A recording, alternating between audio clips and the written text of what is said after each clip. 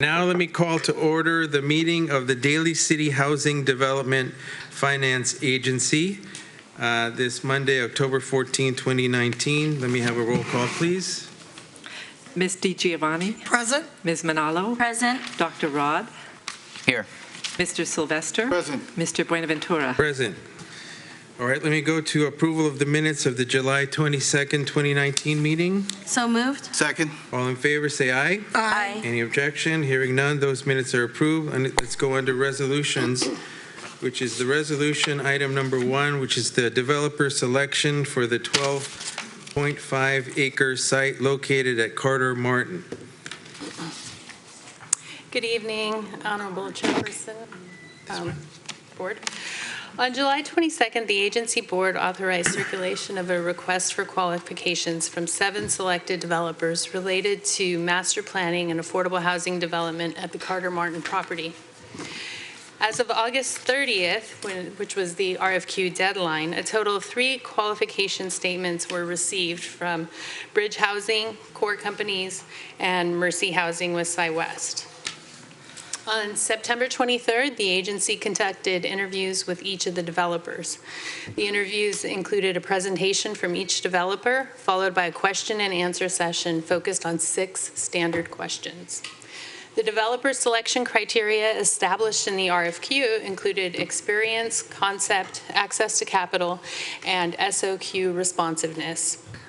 Overall, the qualification statements, presentations, and answers to questions from the agency board document that all 3 of the developers meet these criteria and are well qualified to carry out development of the Carter Martin site.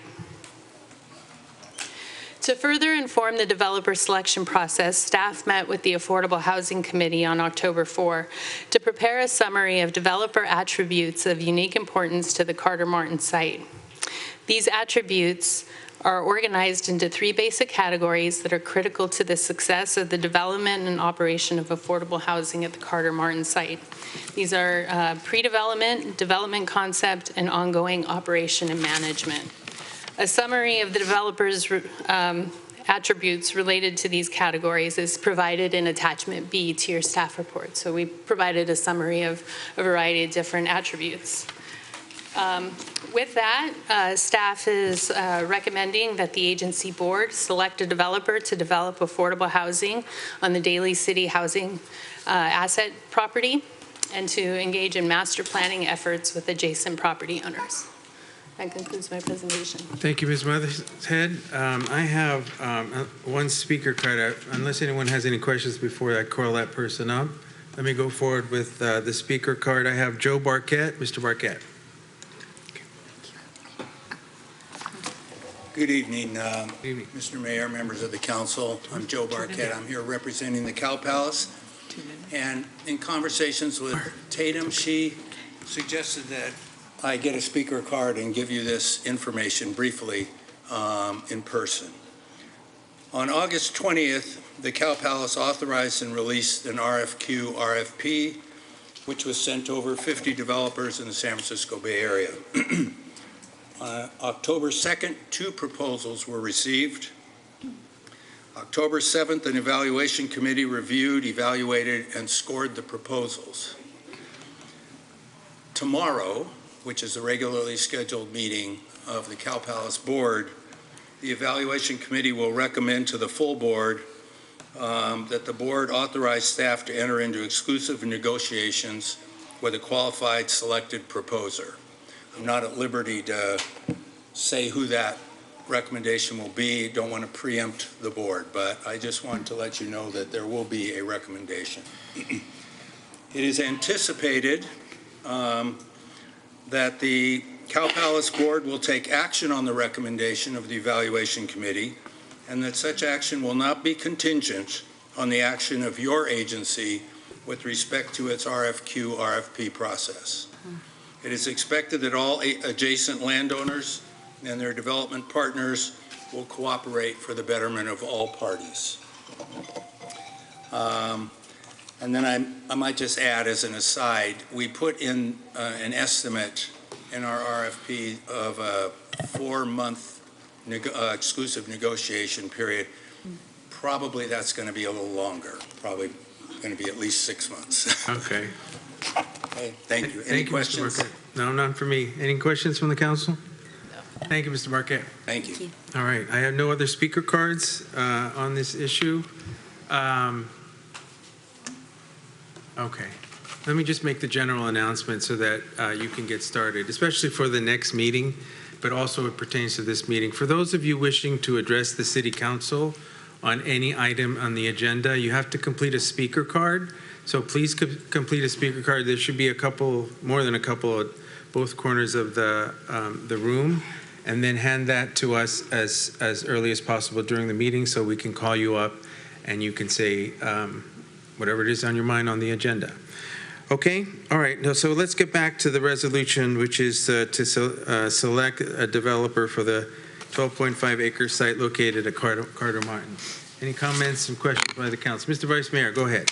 Thank you, Mr. Mayor. I'd like to take this opportunity at this time to thank staff. I'd like to thank you, Mr. Mayor, for really pushing this project along. I remember a few months back ago, you said, I want to get it done, and for redevelopment to provide more affordable housing for folks, not only in Daly City, but throughout. And having 3 developers come forward and present a plan was outstanding. I've read through all the proposals, and at this particular time, I would like to recommend that we consider bridge housing in DECA. Okay. Ms. DiGiovanni, did you have something? Yes. I also want to thank all the people that applied, and there's many, and read through the materials as well with details, and are familiar with a lot of the builders. And I would like to propose that we entertain choosing Mercy Housing, and that it also includes the veterans voucher and disabilities, which they do well and have a background in. Okay, so go ahead, Ms. Manalo. Thank you, Mr. Mayor. First and foremost, I do want to say thank you for all of the developers that did come out and responded to RFP. You know, when staff came to the housing agency and said, we need to develop this land, and land is pretty scarce in Daly City regarding affordable housing, the housing committee made sure that it was around providing the most affordable housing units on that land. We understand the crisis right now around having more opportunities for rental affordable housing, for ownership affordable housing, and seeing the program that has been provided by each of these developers. We know that we need to look at an approach that's comprehensive around making sure that it's deeply affordable, you know, that there's opportunities for seniors, families, and also mentioned earlier, veterans. So, I mean, when looking at these affordable housing developers, they have a track record in building these units and reaching out to the community. So it was definitely a hard process to choose because they're very qualified, you know, with Mercy Housing and Bridge Housing, and with what CORE has done, even as a private developer in the affordable housing realm. And so it wasn't an easy decision, but we need to build our affordable housing program and expedite it and make sure that we do it as sooner than later. And so for me, Mr. Mayor, I would recommend Bridge Housing and DECA. Okay, thank you, Ms. Manalo. Dr. Roderick Daus Magboal. Thank you for all those that proposed or submitted a proposal. I think we went through a very deep process, we combed through the details, and ultimately it's about like serving the people in the Bayshore. And after looking at the different proposals, I think no doubt everybody did a great job, and you know, but I think that when we come down to it, I would have to go with also Bridge Housing, DECA, as well. Okay, thank you, Dr. Rod. I concur. I was very impressed with Bridge and DECA, and I think we need to develop this area, the housing and the Bay Shore, and I'm very excited to see the possibilities of what's going to happen in our community, and I join in the majority of our council members to select Bridge and DECA. So with that, I think we need a motion and resolution. So Mr. Vice Mayor, I will heed to you to make the motion. Thank you, Mr. Mayor. At this time, I'd like to make a motion that after a long and drawn-out process, that we select the developer Bridge and DECA as our developer for the parcel site on Martin Street. All right, can I get a second? Second? All right, we have a motion and a second. Any further discussion? If not, can we get a roll call, please? Ms. DiGiovanni? Well, actually, even though I support the Mercy Housing, we need to have a development. And with our colleagues that are up here, their large amount is for the Bridge Housing. So I have to vote for the development, but I still support my Mercy Housing. So I don't want to be against the developer that's developing it, because we are partners in this together. So I support, because I know it's moving forward. So I do support us all moving together as a community. Thank you. Is that an aye?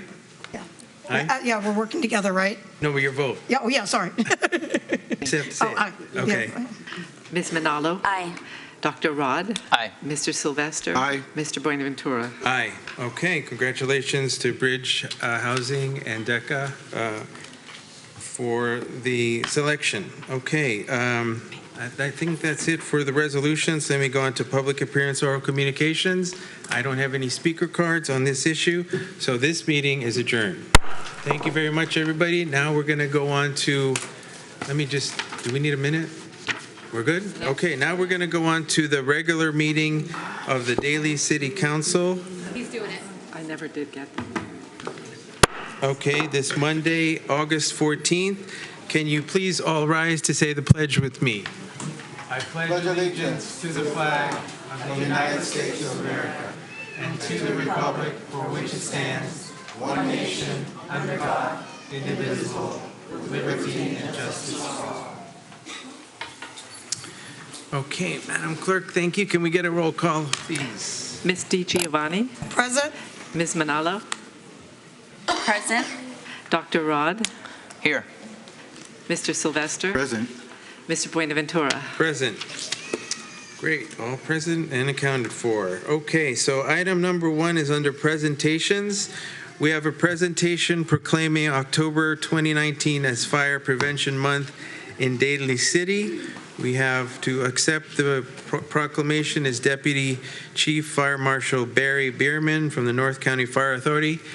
Here to present is Vice Mayor Glenn Sylvester. Where's the deputy? There he is. Come on up, sir. Chief. Look at my shop there, Chief. Good evening. Pleasure. It gives me great honor and a privilege to present a proclamation, Fire Prevention Month in the city of Daly City. I know what you folks do. I hear them sirens all the time. And I'm ready.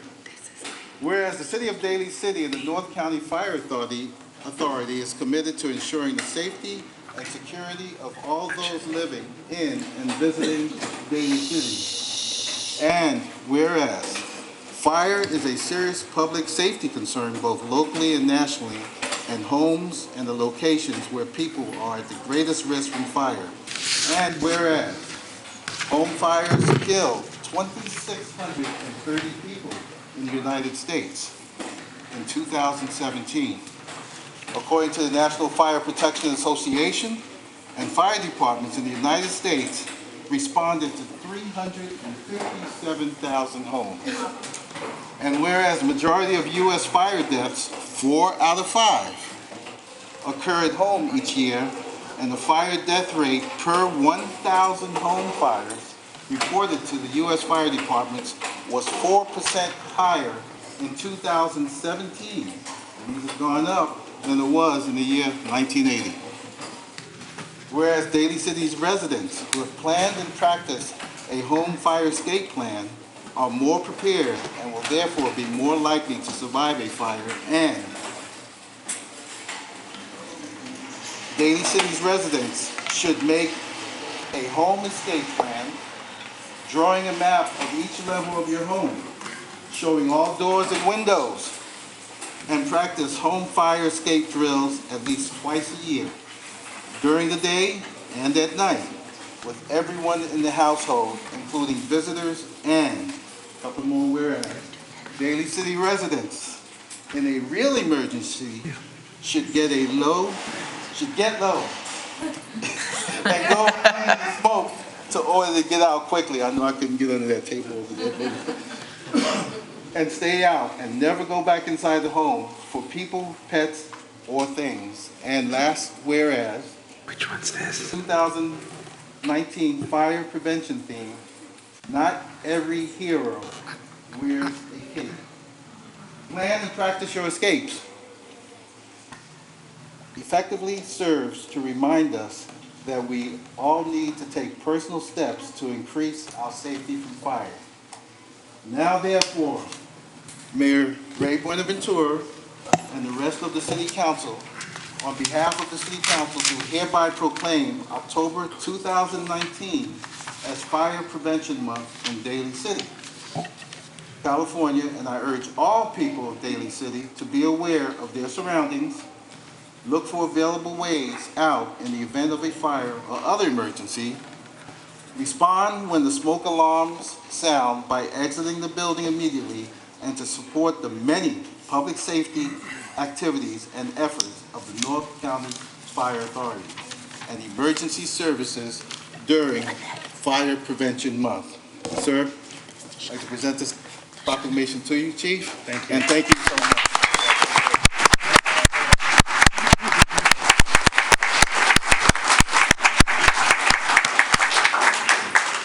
Good evening, Honorable Mayor, Vice Mayor, council members. My name is Barry Bierman, and I'm Deputy Fire Chief with North County Fire Authority, functioning as your fire marshal. And on behalf of the department and Chief Myers, I wanted to thank you for taking the time out of your busy night tonight that I see you have to recognize the importance of fire prevention in our community. We have been actively engaged for the last several weeks, as we do every year, with a fire prevention message. We've been to all the schools, all the public schools, kindergarten, actually preschool through 5th grade, as well as some private schools upon request, with our fire prevention message and training. And we're getting everyone to learn fire safety, fire prevention. Tragedy can strike so fast when it comes to fires, and it's been received well. This last weekend, we had Fire Service Day on Saturday. 3 of our stations conducted open houses. It was very well attended, and again, another opportunity to get that message out about how important it is for fire prevention, fire safety. So thank you very much. Thank you, Chief. I appreciate it very much.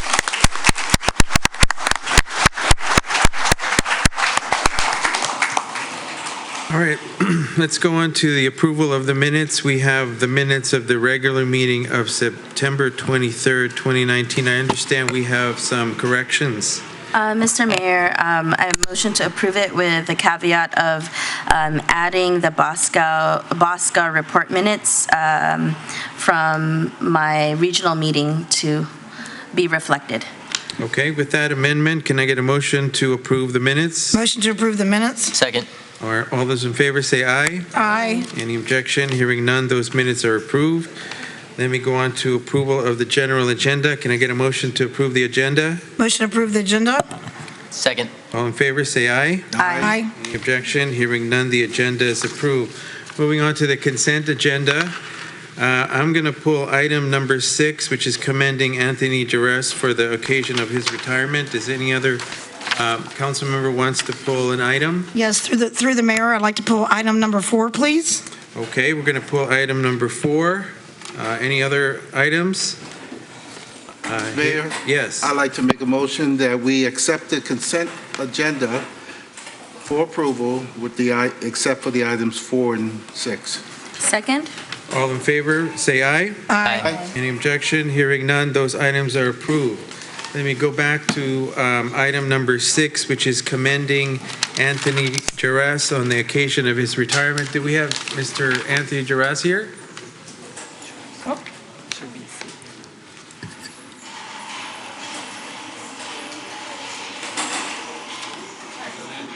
Oh, he's not able to make it. I'm sorry. Oh, too bad. Oh, okay. All right. Well, we'll approve his item anyway. So, thank you. No problem. Did you want to speak for him, Mr. Piccolotti? I mean, Anthony Geraci, very skilled wastewater operator, one of the top professionals in the industry for the last 32 years. He very dedicated, very motivated, always there for the citizens of Daly City. 24-hour shifts, come out anytime, but recognized as a real true professional in the industry. We had the opportunity to recognize him with a short lunch the other day, and very soft-spoken, mild-mannered, but all about action. And he's dedicatedly fulfilled his duties for the city of Daly City for the last 32 years. And I'm sad to see him go. He'll be missed, but like anyone else, we got to keep moving. But we'll miss Tony. We really will. Tell and him appreciate you recognizing him. Absolutely. Congratulations to him. Tell him. Thank you. listen, I got one question for you, Mr. Piccolotti. Yes, sir. Can he burn? Yes, he can. Oh, okay. Very much so. We're going to miss that. Okay, all right. Thank you so much. All right, take care. Thank you again. All right. Can I get a motion to approve item number 6? So moved. Second? All in favor? Aye. Any objection? Hearing none, item number 6 is approved. Let me go back to item number 4, which is authorizing the city manager to negotiate and execute a license agreement between the City of Daly City and Sacred Heart Cathedral Preparatory School for the use of the baseball diamonds at Westlake Park. Mr. Curran.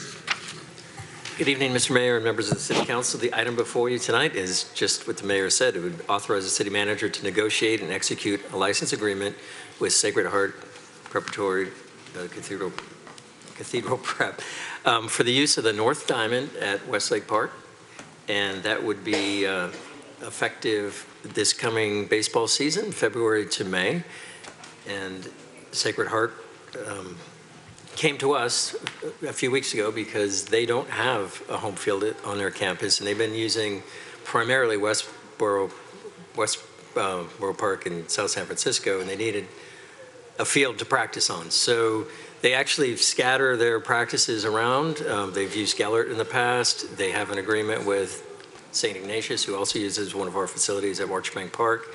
But when we toured a few weeks ago, they really liked what Westlake Park had to offer and came forward with a proposal that in exchange for playing there this coming spring for practice, they would make some improvements to the field and pay our regular rate on top of that, regular hourly rate.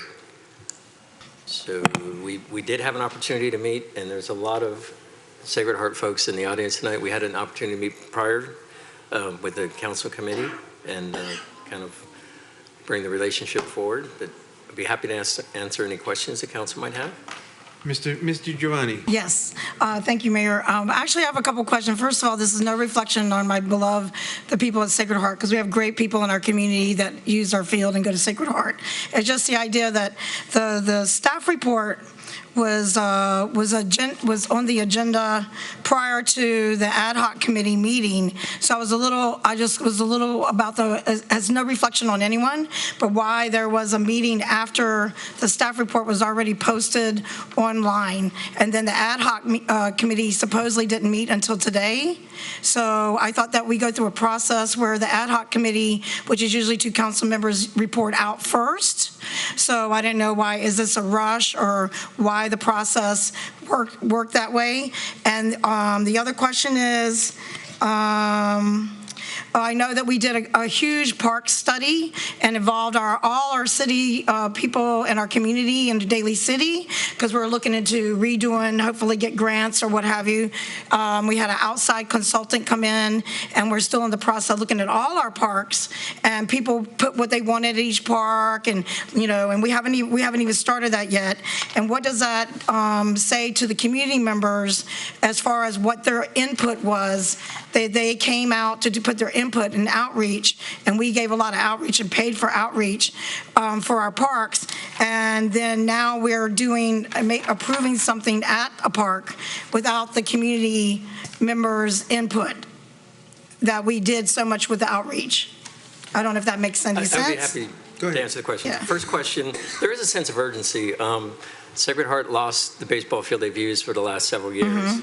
And it's a critical time for field maintenance right now. In fact, meeting with our own park maintenance guys, we shut our baseball fields down from October to February. in order to recondition the infields and overseed, and basically redo the whole field so it's ready to play come February when practice starts. If Sacred Heart is going to enter into this agreement, they would take all that responsibility on, but time is of the essence. They've got to get the sod in the ground before the rainy season so that it has a chance to germinate and get some roots in the ground so it's playable by February. So that was the reason it's a little bit accelerated. You know, if we waited much longer, the window to get all that work done is pretty small. And to the second point, all of the outreach for the Parks Master Plan, Open Space Plan is done. The plan actually is in the final draft now, and our Public Works Director is here too and can probably chime in here. I don't believe there's anything specific to the baseball field at Westlake Park. It's traditionally been used for the Daly City Baseball Association, has been our main tenant there. They were unable to even field a league last year because registration was so low. We also use it for the Junior Giants program, which runs from June through August. There's no conflict with Sacred Heart's use in the Junior Giants. Sacred Heart will be out of there in May. Junior Giants starts in June. We also had an opportunity to talk to Daly City Baseball Association. They endorsed and support the improvements, and they think it's a great idea. So I hope I covered your question. I would like to interject too about the first question, Councilmember DiGiovanni, you had about the ad hoc subcommittee. I think it was my suggestion as city manager to have the subcommittee meeting. It was not a requirement, but because there was a sense of urgency from staff, I felt that at least the subcommittee would want to know the background in the event there were questions. So there was not a requirement to have a subcommittee. It was just my recommendation. Yeah, and I want to make sure that people know it's not a reflection even on the ad hoc committee, but usually there's a report out after an ad hoc committee meets that we usually report out. That's usually been the process first before there's usually anything like decisions or any that are made. So that was the confusion on that particular part. And then on the back, I just wanted to know, I know that it says that we're going to be receiving revenue from the field rentals and exceeding amount. Do we have any idea? I don't see any numbers on what we're projected to get in revenue for, because we also have a lot of community children that are underserved in our Woodrow and other places that don't have the monies, like, you know, our beloved people at Sacred Heart, but yet they would like to use the facilities and they'll be able to use it. And how much money revenue are we going to get? Well, right now we don't have an agreement, so I don't know how many hours for sure we'll have Sacred Heart there, but at $55 an hour, assuming they... Yeah, go ahead, come on up. Introduce yourself. Hi, good evening. My name is Dr. Melinda Lawler-Scrady, and I serve as the president of Sacred Heart Cathedral Prep. And our hope is not only to enhance the field so that it's usable now, but also, and importantly to us, to also do outreach to the senior center, to hold tailgate meet and greets, to participate in parades, and to do other community-like activities. Over 100 families and staff and faculty are affiliated with the school and are members of the community. And one of the children sitting in the audience tonight came up and approached me about open house on Saturday. So we see it as a win-win. We would meet all the costs, and then we would also pay the going rate for the lease. And then finally, we hope that we would be invited back next year, and if you needed lights, or we just don't have anywhere in the city to play. And we will not be able to field a season if Westlake is not available. So we're really at your mercy, and we appreciate your kindness. Thank you. Let me go ahead and have Ms. Manalo report out on the ad hoc committee so that everyone can listen to what happened at the meeting. Thank you, Mr. Mayor. Yes, the meeting was prior to this. What we talked about was really how long the duration of the use was going to be, and did it affect any of the programming that we currently have at the Westlake baseball field. That was definitely one of the questions we had asked staff. Is it being utilized right now, and will it affect any of the park and recreation programs that our residents utilizes? The answer was no. Also, just where it stands right now, the field does need some rehabilitation to it. And so with this partnership, when they do renovate kind of that area, when it's not utilized, the community members can also utilize it at a where it's actually usable. And so when we did talk about this partnership, I think what's going on is what came out with the mayor and I was moving forward to see how this could be negotiated, to see what can transpire from this partnership. That was the main question I had. Is it going to interfere with any of our any of our rec and park activities? And can you answer that, Mr. Kern? I mean, when we, it had no effect on that. I think you also mentioned this could help also DC baseball, right? Because then they could also use it when it's not being used by Sacred Heart. And Sacred Heart would not use it ever on Sunday. And they'd be off the field by 1 o'clock on Saturdays. So we'd still have that field. We also have the South Diamond, and don't forget, we also have the Diamonds at Gellert, which right now is for the number of registrants in our baseball program. Those fields are sufficient. I mean, I love the idea that we're partnering, and I appreciate Sacred Heart. I just said I get a lot of contact from as you can imagine, from the community members being concerned about their children and like our Jefferson Elementary School District children, that because they know they can't afford certain things in our community, and that we have to look out for, with no offense to them, for Daly City first before and although you do have a lot of students, which is great, that go to Sacred Heart, which is a great school, but which our Daly City community really felt that they were afraid that that is no offense to you as well, that San Francisco comes in and they have the money and then they take one step and then they have part of our parks, is what this mother told me, and then they move into another part because they have the money and we don't have the money, and then things start to change, and then where are their kids going to go? So I think that I appreciate the Councilmember Manalo and the mayor addressing that in the committee, but I needed to express what I heard from their parents in our areas of underserved schools.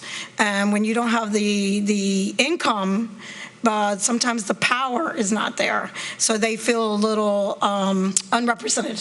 So, and that is my duty to represent the community, so please don't take it as a personal thing at all, or to Mr. Kern as well. We also do summer outreach for all students in the city that would like to learn how to play baseball. And so we were hoping that, we talked about it this afternoon, we were hoping that one of our outreach pieces could be teaching baseball in the community, so that there's the content, also the community outreach piece, and then finally the curriculum of what does it mean to do part of a program. So we're worried that baseball's dying. And one of the areas that was key to us was to look in our community where our families come from. Thank you.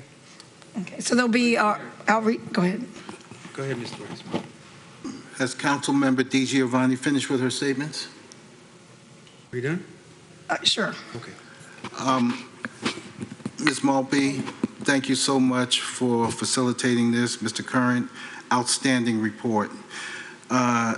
My colleague Manalo had made some mention, which I had concerns about also, and that's our Daly City students and citizens being able to use the park. I think this is a win-win situation. What I would like to see is a cost analysis, because if somebody didn't maintain the parks, to which we have to maintain, and Sacred Heart is willing to do that, there's some cost savings there. And Doctor, thank you for the other piece, because I did see here in the staff report, perhaps this may rejuvenate our baseball team that we also have here in Daly City. I would like to see that park being used than not being used at all. So thank you so much. Great report. and I appreciate it. Thank you. Just one little quick thing. Like, would like to see some numbers. It's not any reference to you until we have to see some numbers and how it pans out. I'm sure that it's a very positive thing, given that our city manager and Mr. Kern have reviewed it, and that they are trying to enter into partnership. But at any time, if are we able to do something in case there is a lot of parents that are so concerned about our parks not being their parks in Daly City? I mentioned before, the Junior Giants program is open to every kid in Daly City. It's completely free from June through August. Other than that, the field likely would be fallow during the time they're proposing to use it. So would we be able to expand our Giants program maybe?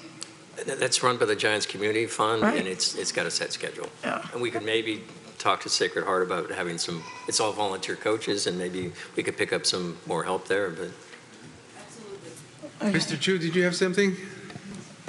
Yeah, I just wanted to address Councilmember DiGiovanni's question in regards to the park master plan. It is correct that we did a lot of extensive outreach. The park master plan right now, we're in our final stages. It's going to be wrapping up fairly soon. In terms of this particular facility, there was no public comment or public request in regards to the fields or eliminating the fields or providing additional fields. So most of the recommendations was in terms of tennis court lighting, those type of things. So in terms of the field itself, there wasn't proposed any additional requirements from the public in that regards. But in terms of field maintenance, the Sacred Heart is proposing to do some improvements, which would save the city some money in terms of them doing it as opposed to city staff doing some of those types of improvements. That helps me, as long as that part was not included behind the Coachella Gym or the Westlake Park. Correct. I mean, in terms of some of the specific recommendations from the public was primarily in terms of the tennis court, looking at pickleball courts, providing some lighting for the tennis court, but not for the fields. Specific. Correct. Okay, thank you for that clarification. I'm Okay. fine. I'm closed. All right. Good. Thank you. I'm supportive of this program. I think it's no one is going to be displaced in terms of the community. In fact, I think it's being underutilized, and I even read in the staff report that Daly City Baseball has sort of given up on their season because it's just hasn't been the interest there. And so I think this is a good thing to revitalize the community, revitalize the game of baseball, and sharing the responsibility and partnering with them, I think is a good idea. And so I'm supportive of this. But with that, let me get a motion. Is there a motion to approve this item? I make a motion that we approve item number 4 on the consent agenda. Is there a second? Second. All right, we have a motion and a second. Any further discussion? If not, can I get let me get a roll call, please? Ms. DiGiovanni? Aye. Ms. Manalo? Aye. Dr. Rod? Aye. Mr. Sylvester? Aye. Mr. Buenaventura? Aye. Okay, congratulations. Thank you very much on this item. Let me go on. All right, you're welcome. All right, let me go on to public hearings. We have item number 15, which is the introduction of an ordinance adding Chapter 5.92 to the Daly City Municipal Code regarding the short-term rentals and adoption of a resolution approving short-term rental permit fees.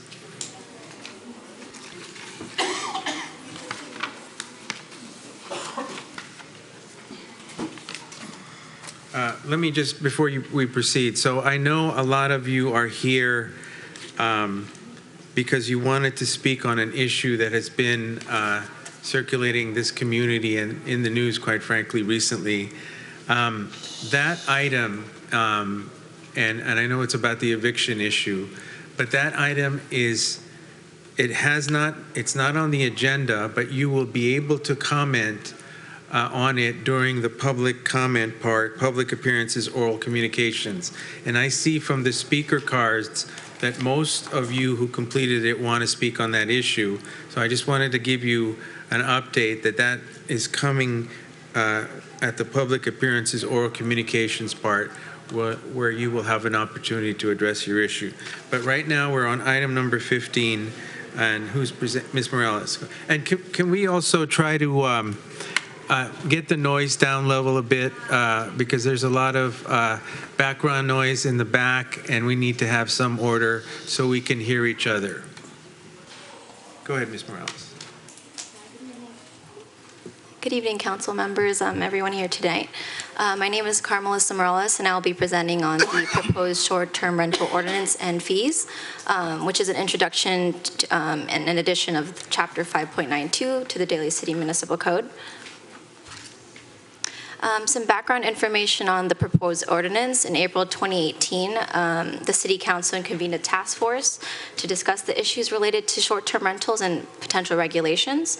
And in March this year, the findings were presented to the City Council in a study session, and also an overview of the current short-term rental market in Daly City.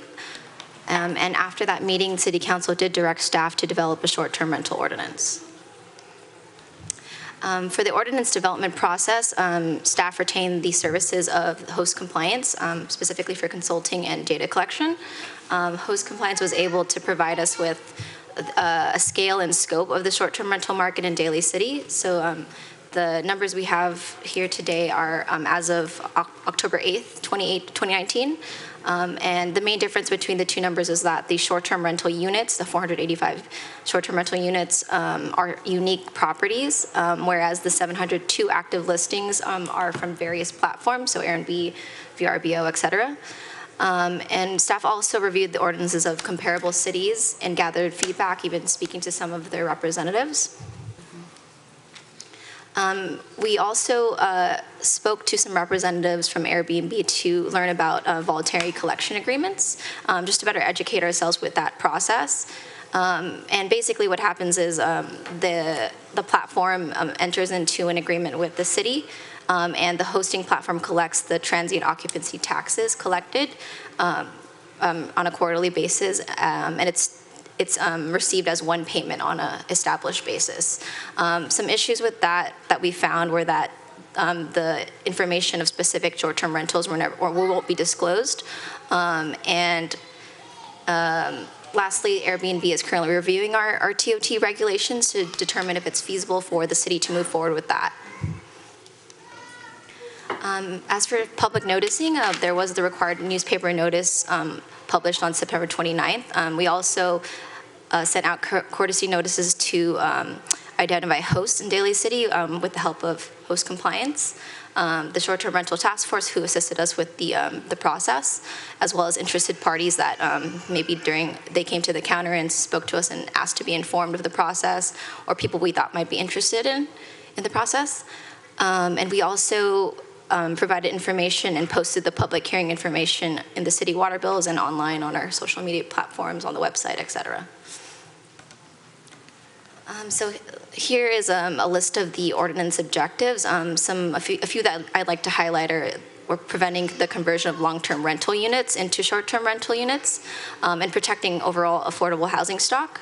And also a lot of concerns were generated from the preservation and protection of neighborhood character. So that is an objective in this ordinance. And here are the key regulations in the ordinance. There's a second page to this, and I'll quickly go over them. So as proposed, short-term rental operations would be permitted in single-family residences, townhomes, and condominiums. However, they would not be permitted on properties with accessory dwelling units, inclusionary housing, or other income-restricted housing units, and in non-owner occupied properties. So for example, if you were in an apartment, you would not be able to have a short-term rental operation. But if you owned your condominium and you lived there, you could rent it for a specific amount of time. And then further, like the condo example, the property has to be owner occupied, and we would require a means of verifying that. As for the unhosted stay restriction, we limited it to 90 days per year, and that's the host not being present during the stay. And there's also no limit for hosted stays. So as long as the property owner is on the premises and staying in the home as well, there is no limit to the amount of times they could do that throughout the year. We will also require that a short-term rental permit and business license be issued, including the payment of quarterly transient occupancy taxes, which will be regulated through our finance department. And both the permit and the business license will expire on September 30th, and you will be able to renew it as long as you meet certain requirements. And failure to comply with any provision could result in ineligibility or revocation.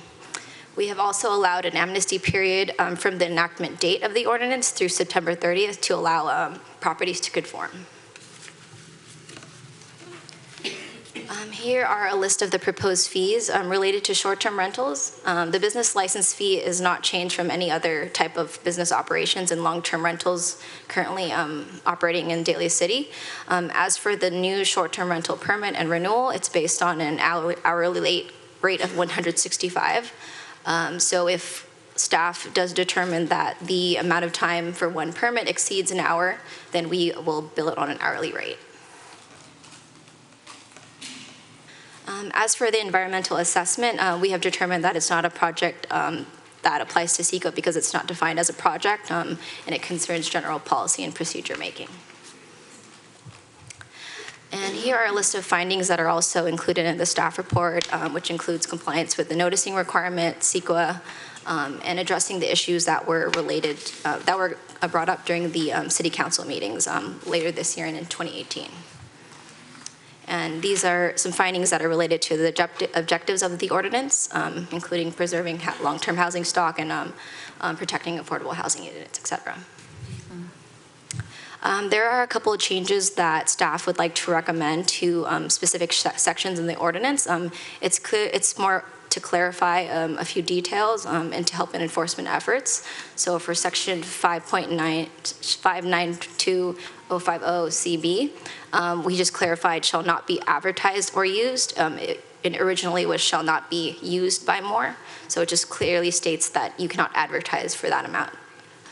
And for section 5.92090, we clarify that short-term rentals with a business license operating on or before this date would be considered unpermitted uses instead of just saying short-term rentals operating. And in conclusion, staff recommends that the attached ordinance be introduced, adding chapter 5.92 to the Daly City Municipal Code, adopting the regulations for short-term rentals, adopting the resolution, approving the proposed short-term rental permit fees, and affirming the environmental assessment. That concludes my presentation. would like to bring some information forward to the City Council. We did receive some correspondence from the California Coastal Commission today regarding the limits of short-term rentals in the Coastal Commission.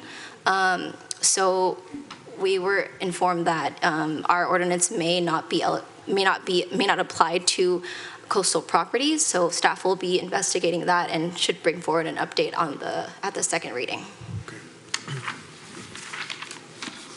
Great. Thank you very much for your report. I'm sure we'll have some questions and further discussion, but for now, I'm going to invite the audience to participate. I have, let me open the public hearing at this point, and we're going to have, I have about 10 speaker cards. So as a reminder, if you wanted to speak on this issue only, fill out a speaker card and submit it to us as early as possible.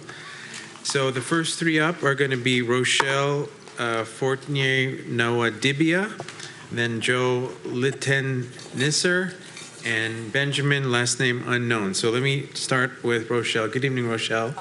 Come on up. You have 2 minutes. Oh, thank you. I don't really have very much to say. I just thank you so much for allowing me to come and speak. And being here tonight reminds me of the time that I used to work for the city of Daly City in the finance department, where I wrote procedure manuals in 1976 and 77 and documented the mapped out who were under water restrictions at that time. So that's my history, other than having lived here since 1967. So thank you for letting me speak today. I just wanted to find out a little bit about the process in terms of, I heard her say first reading and then second reading. So you can help us understand what the process is going forward, because I don't want to burden you now with my concerns that are here listed on this regulation. But some of them seem to be a little bit vague. First of all, if we have an opportunity to provide more details on that. And then also, it just seems that there's the vagueness, and then it's just, it's just blanketed. Like, I guess I don't really understand saying that it should be limited to one booking per property per day, for example. So if you have like a 5 or 6 bedroom house, that means you're only allowed to have 2 people, or is that 2 + 2, or? So it's really not clear. So I wanted to find out if there was another opportunity where we could come and maybe sort of hash through this. And you can I know there's other people here in the audience that have more concerns than I do, but I just wanted to know whether or not we'd have an opportunity to participate. My first concern was, well, where was the community? When were we invited to participate? This gentleman just told me here in the seat that maybe you did speak to 15 hosts. I know that I wasn't included among them, but it would have been nice to have had some input earlier in the process than before we permitted with this kind of a draft. Okay, thank you, ma'am, very much. Thank you. Joel Leitenheiser, if I'm saying that right, sir. Thank you, Mr. Mayor. It's Lighthizer, but that's not funny. So I own the property on Parkwood since 1990. Moved in there with my wife and 2 children and granddaughter. Paid off the mortgage in 2005. Life happens. My children moved away. My wife died in 2007.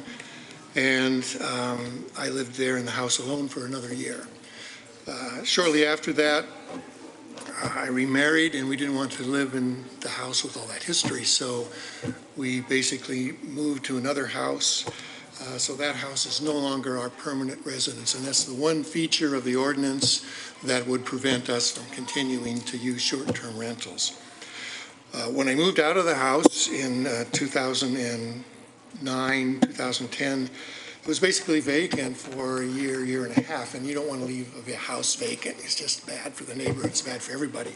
So we learned of the opportunity for this Airbnb rental and gave it a try. And since 2011, our first rental was in February of 2012. Since that time, almost 8 years now, we've had 180 guests in the house. We've had lengths of stay from 2 to 100 days, probably much less than that on average, maybe a week. The guests have come from every continent except Antarctica. Haven't found anyone interested in Antarctica in our residence. Several have come back multiple times, but I think to me, the important thing to notice, besides that it's working really well for us, is that it's, in all of that time, we've had no complaints from anyone. We have good relations with our neighbors, and my wife will pick up the story when she's after me. What's her name? She's Linda, Did you? also Lighthizer. Yeah, Linda, I have your next. Okay, come on up. Okay, thank you.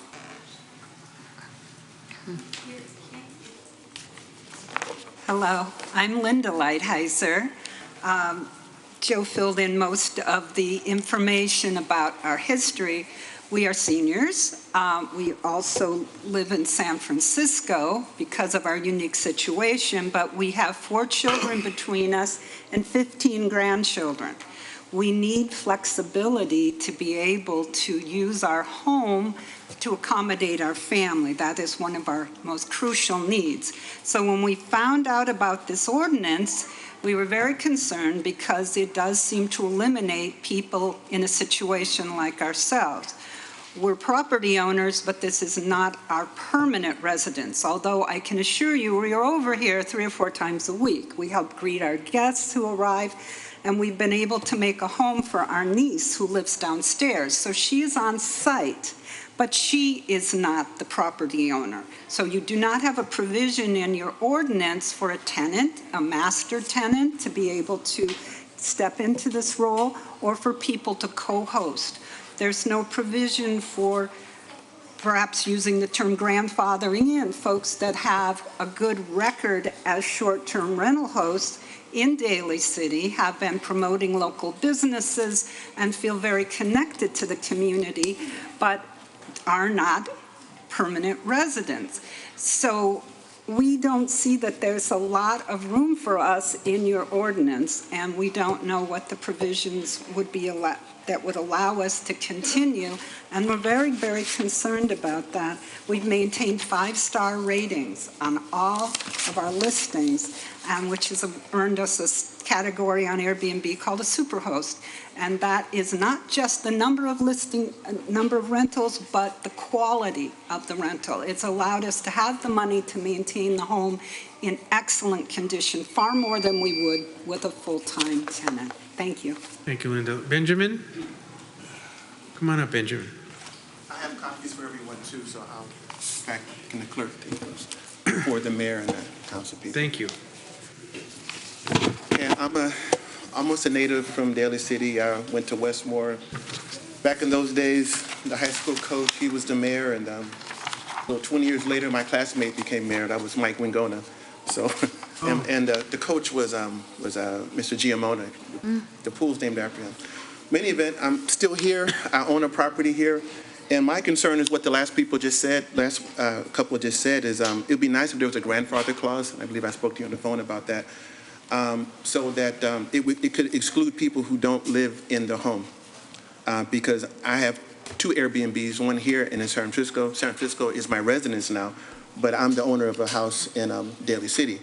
And this ordinance would put me out of business. I've been paying business taxes here for several years. And so if there was a grandfather clause, that would make this more workable. The other thing, too, is before Airbnb, I used to rent to San Francisco State students, which was my alma mater. And I have a 5-bedroom house, so there would be like 5 to 6 people, 5 to 6 cars, 5 to 6 guests on top of that. So it was a lot of activity going on. Then I discovered Airbnb, and now I get like groups of techs. Like I have a group of tech people now from South Africa. It's 5 of them, no cars. They take Uber. Sometimes I get construction workers, and they'll just have 1 vehicle. So it's actually much better for the neighborhood. It's better for the city because my business taxes are higher now because the revenue's higher.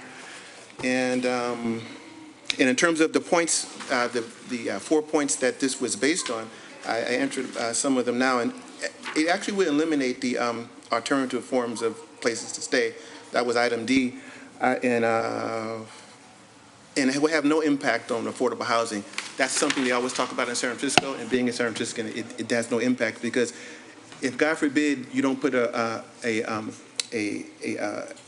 grandfather clause, I'm just going to go back to students again. And the going rate for my house, because it's a nice area, it's $4,000 to $5,000. So I was never in the affordable housing market.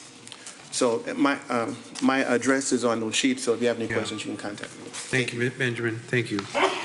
Arthur Scheckman. Mr. Scheckman, good evening.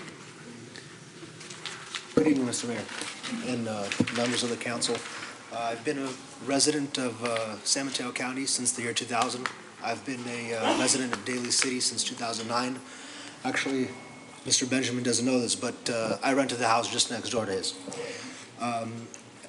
I am for many of the things that the ordinance is proposing, but I'm also against some of the things. For example, the 90-day max if you're not on site. What I've seen as a host is that, well, first of all, nobody has touched the subject also of hotels. We lack hotels in Daly City. You don't see any of them there's just a few. There's a large tax collection loss well, you call it the transient occupancy tax, but if we just call it lodger's tax, for example, the city's not collecting these funds. There's just not enough hotels. You mentioned that there's 495 units. That's technically 495 hotel rooms or places for tourists that come and contribute to our local, to our city, to taxes they spend here. That is not enough to house the amount of tourists that we can potentially house. There's been complaints about noise and about garbage and so on and so forth. I support having a system or having a system of fines that will collect money if a host is not taking care of their property or not respecting the neighbors and so on and so forth. In terms of the property not being occupied by the landlord or by the host, a lot of people, when they come here, they want their privacy. Just like in a hotel room, they have their private hotel room. They, if they need something, they go downstairs to the concierge, they contact a person if they need something. But otherwise, when people come and stay here, when people come on vacation here in Daly City, they don't want to be bothered by a landlord. I guess my time Okay, is up. thank you, sir. Can we get some of the noise turned down a bit? It's really important that we listen to what people have to say, and if we could try to minimize the conversations. We're still hearing a lot of the echoes back here, so we'd appreciate it. Let me call Q Lee, and then it's Shiv Getu, and then Lisa Dyball. So Q Lee.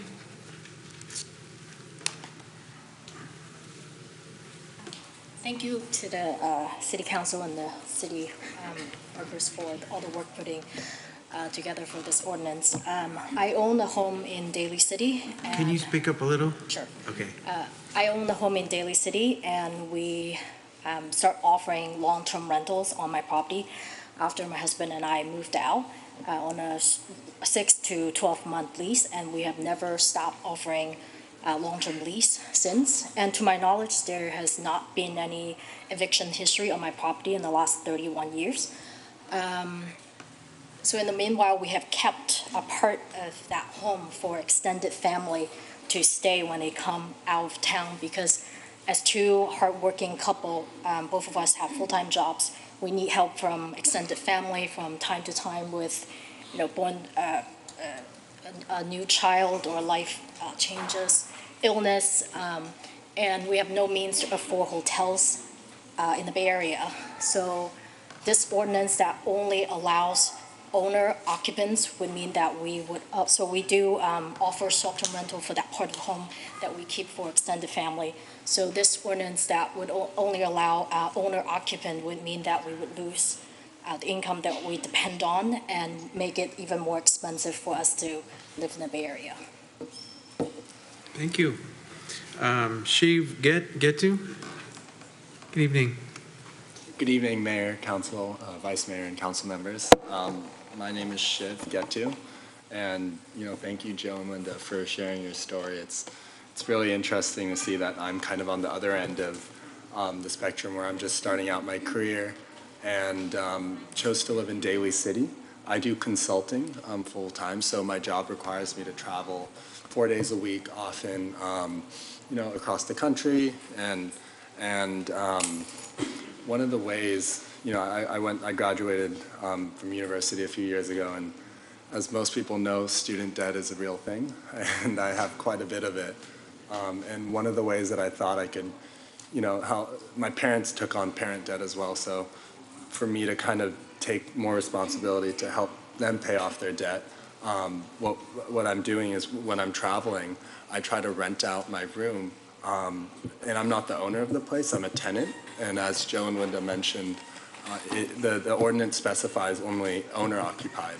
But I think if it's tenant occupied and I have permission from the landlord and everything like that, it just helps me have a little bit more flexibility to help pay off my student loans faster, to help my parents out.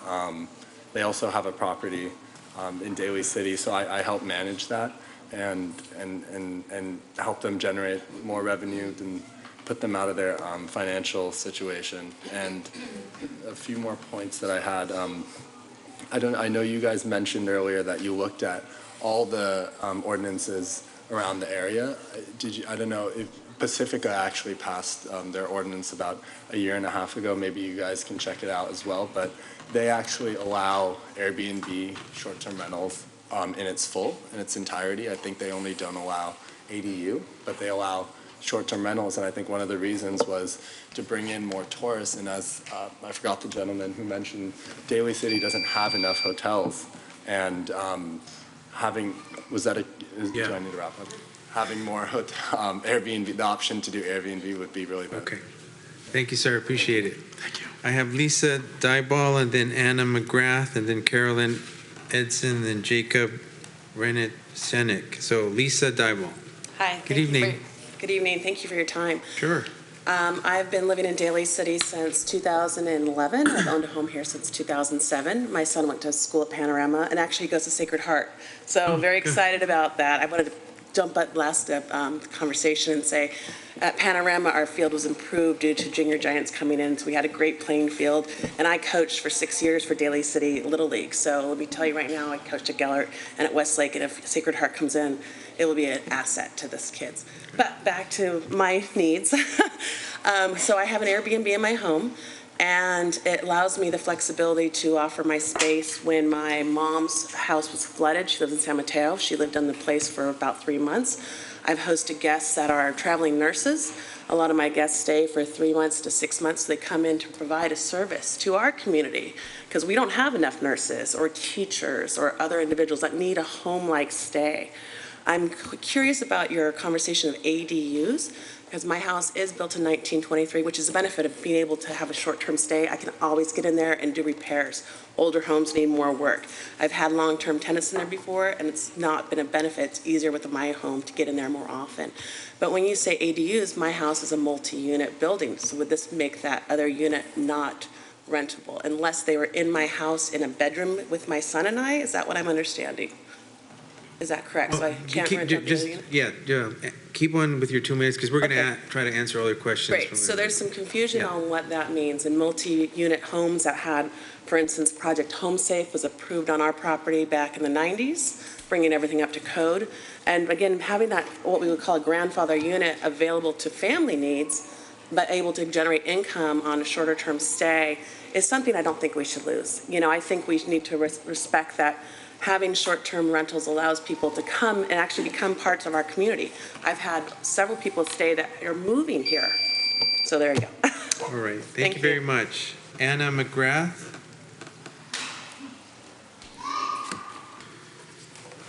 Hi. I appreciate your time and attention to this issue today. I've lived in the Bay Area for the last 20 years, and in 2015, my wife and I were finally able to get a deposit together and saved up and bought what we considered to be our forever home.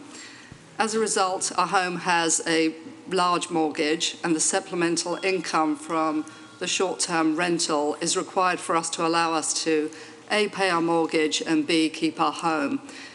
Our concern and our constant question is how would we be able to live and retire in Daly City with the escalating costs, taxes and permits, and potentially no social security safety net. This supplemental income is a critical component to be able to create us to be able to stay in this community with our friends and, as I say, this brilliant community. We've worked for the 43 years and 38 years respectively, and based upon our mortgage, we'll continue needing to work for the next 26 years to pay that off. Obviously, maintenance costs are really high in this area because we have the beauty of the salt sea, weather, winds, etc. So one of the questions I have is about the slides. You mentioned there was some kind of amendment and it was restricting advertising. I didn't really understand that piece. And I wasn't sure if it was to stop using websites like Airbnb, or maybe it was something totally different that I just missed. I really appreciate it if you would please consider our situation as you are making this decision, and I thank you all very much. Thank you. Carolyn Edson. Thanks very much for taking up this issue. I have seen my neighborhood change considerably in the last probably 5 years. And there was a home right next door to mine that is a full home Airbnb. And there's another one on my same block. And probably within the intersection where I live, there are probably 4 more. And what I have, the house right next to mine was a Section 8 home with a single mom and 2 boys. And when they moved away, it has become basically a hotel, a motel. And just last Thursday, I had to call the police to come shut down a party that was happening there. And there's people who are knocking at my door in the middle of the night because they've got the wrong house. I'm a runner, I'm active, I get out in the neighborhood, and I'm afraid when there are people hanging outside my house all the time that I don't know. I used to feel like I would walk my dog in the neighborhood and I would know my neighbors, and now there are so many people that I don't know, and I do feel less secure. And I just don't feel like it's the nice neighborhood that I lived in. I can appreciate people have a financial investment that they want to protect, and speaking to you today, I feel like, I'm losing my neighborhood. I feel like I'm losing my sense of security. And so I really appreciate that you're taking this up. I definitely see a need for regulation because it seems to be exploding. And so thanks very much. Thank you. Jacob Rensenik, help me out. Jacob Remenik. All right. Thank you, Mayor. Thank you, council members. I can second most of the people here. We have guests from New Caledonia. I never knew where New Caledonia was. We had people from Mongolia. We put Daly City on a map, literally. There are no hotels in Daly City. I have traveling nurses. I have now a patient from UCSF who had lung transplant. They need to stay for months and maybe longer. I think we provide service to community. Yes, neighborhood changes, but it's not changing for the worse. In some cases, I agree with you. It could be annoyance if you live 20 years and you know your neighbors. Also, housing is very expensive. We couldn't afford a house. We pulled together 4 of us, of my family. It's my daughter, it's my son, it's my sister. We're all owners. Sometimes my son stays there, sometimes we can rent. He travels a lot like this young gentleman. He helping me with finances. And I love people. I love to tell them, I love to show them San Bruno Mountain Park. The views are unbelievable here. People see that it's not worse than Italy, than Amalfi Coast. Daly City is beautiful. San Francisco is beautiful. If it's not full of human feces, sorry. But I think that 90 days, it's killing it. It's killing it. We can't live with it. And also should have some flexibility on ownership. Again, everyone has unique situation. There are 4 owners. Last winter, I planted 10 trees on my property. We're improving. We work together with neighbors who live there for 20 years. We don't have any issues with them. Thank you. Thank you, sir. Sharon Howell. Sharon?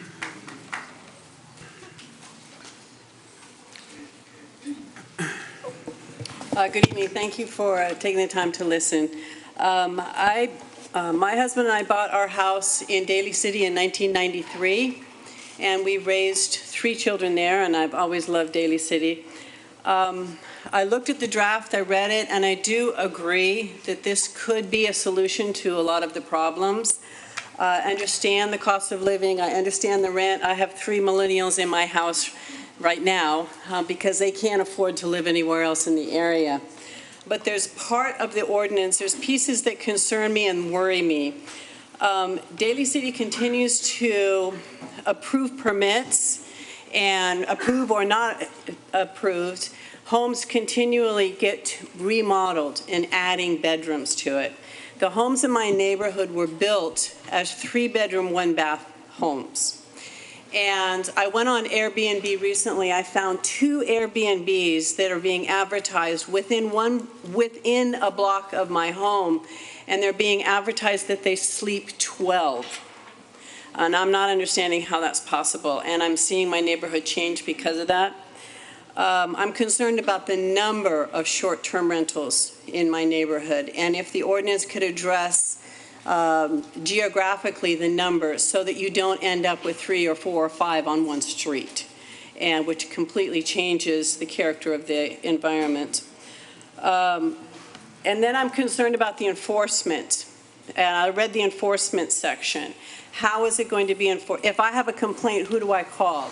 And how do I file that complaint? And how does the city file up? Are they going to start a whole new office, a whole new enforcement section? How is this going to be followed up? Or is it going to be something that where they say, we will follow up, we have this enforcement, but nothing ever happens? So thank you for listening. Thank you, ma'am. Just in time. So I don't have any other speaker cards. Just wanted to be clear, no one has filled out a card that wanted to talk on this item. Okay, hearing none, can I get a motion to close the public hearing? Motion to close. Second. All in favor? Aye. Any objection? Hearing none, the public hearing is closed. Okay, so let us have a discussion amongst the council members or questions of the staff. Mr. Vice Mayor, go ahead. All right. Thank you, Mr. Mayor. I got quite a few concerns.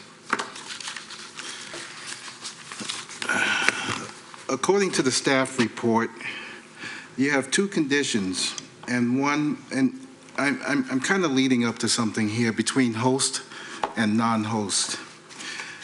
One of the conditions says the property must be owner occupied, which means the home is the owner's permanent residence. I guess that establishes the term host. The other one says, number 3, unhosted stays. The host is off-site during the guest stay. So if the person is off-site, and this is a question I have, it seems like in order to do a short-term rental, this is what appears to me, that the property must be owner-occupied. I think we need to dwell more into that aspect. The ordinance that I see before me does not address townhomes and condominiums. What about multifamily properties such as large duplexes and triplexes? Owner consent is an issue with me as well. Renters in apartments who list short-term rental websites can create safety issues for their neighbors.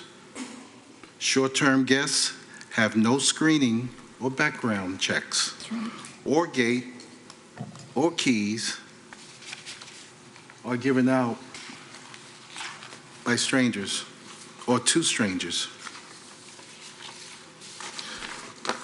California short-term lease agreements prohibits a form of short-term rental. That means when you sublease. I don't see that addressed here.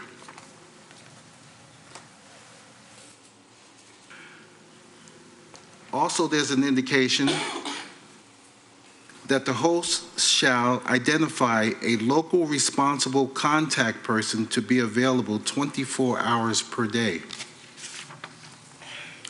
What about the property manager who lives on site in the case of a multi-dwelling unit? Does that qualify? And then the question came up this evening, and that is to the enforcement. It is difficult for the housing provider to monitor and catch illegal short-term rentals in their building. Any enforcement mechanism should take into consideration the actions of the party directly responsible for the legal rental. Almost done. According to what we've heard tonight, Airbnb has been contacted, and they are looking into the aspect of the feasibility of collecting TOT, but we have no firm decision on that. I'm also concerned about the new issues that came up regarding coastal issues that was provided to us. The whole idea while we started this is I have to empathize. Our neighborhoods have changed, and they continue to change. But at the same time, as the gentleman said earlier, every situation is unique. If you are maintaining your place, if you are remodeling your place and adding a new bedroom, I'm sure our economic development unit and planning unit would say, well, wait a minute, you've got X amount of square feet, you have to provide X amount of parking spaces. that's going to be considered as well. Homeowners have rights, but at the same time, we have to, I think we need to come to a happy medium between our community and the homeowners. If they are maintaining the places, they have good ratings. If tenants, renters come into the place and they cause damage, they go out and cause unreasonable noise, or whether they have lots of parties, that information needs to be documented. And then those places that we have problems will be subject to different regulations. One bad apple does not spoil it for everybody, because there are some good people out there. I like to meet some folks from New Caledonia as well. I've never met any. But the whole idea is, Daly City, we are going through some changes. And someone else mentioned hotels. Oh, we got some hotels coming, but it ain't gonna happen overnight. So I think we need to come to a happy medium. So if I can get some answers to some of the questions I posed, I think we can go a long way so that the community's happy, we're happy, and the folks who come to Daly City and visit will continue to help place us on the map. Thank you, Mr. Mayor.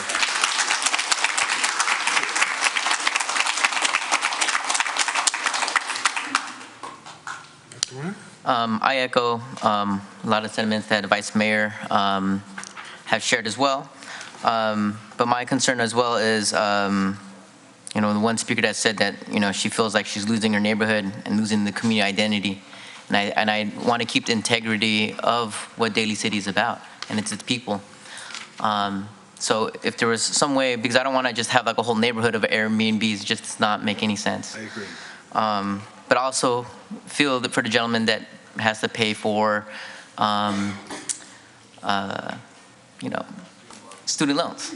I'm in the same boat, and I agree with the Vice Mayor. There has to be some sort of medium in terms of coming to that, because we're going to set a precedence for short-term rentals. So, this isn't the last draft, so I think if we can answer some of those different questions, I would appreciate it. Thank you, Dr. Rod. Ms. Monell. Thank you, Mr. Mayor. I think it's mentioned here around the premise of having an ordinance. And it's around the items presented here. There have been, and if it's maybe one or two or three, but there have been instances where there are houses being built from the ground up, and then it's utilized for Airbnb. There's a lack of affordable housing units, and to see that building utilized not for long term, right? Not for like a family or maybe students that may need it, but for short term. So those are the incidents where it could be utilized for families instead of short-term rentals. I think that's, where it was talking about protecting affordable housing units from conversion. But, I'm hearing the people that have spoke today around how it's a balance. We brought about this ordinance as well because we were not capturing what is happening in our neighborhoods. We have hosts here, and we also have neighbors of those hosts. At this point, we have no ordinance to capture exactly that.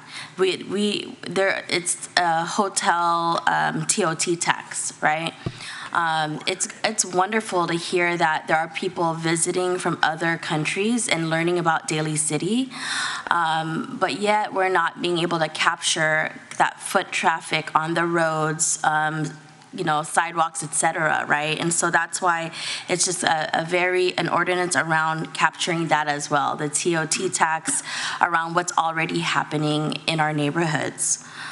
and to share the infrastructure needs when there are more people coming into, Daly City. It's a balance. It's great that we're having other people come from all over the world, but also we have to also maintain and also ensure that, our streets, and et cetera, is being taken care of, and that also there is a mechanism where other people in the neighborhood feel safe, right? And so I think that's why this is brought up about here, to have this dialogue, and I appreciate each and every person coming up to speak. It's not easy at times, but this is the first reading, and so I think if anything, staff has brought up upon kind of this first draft. I hear that people are saying, well, what about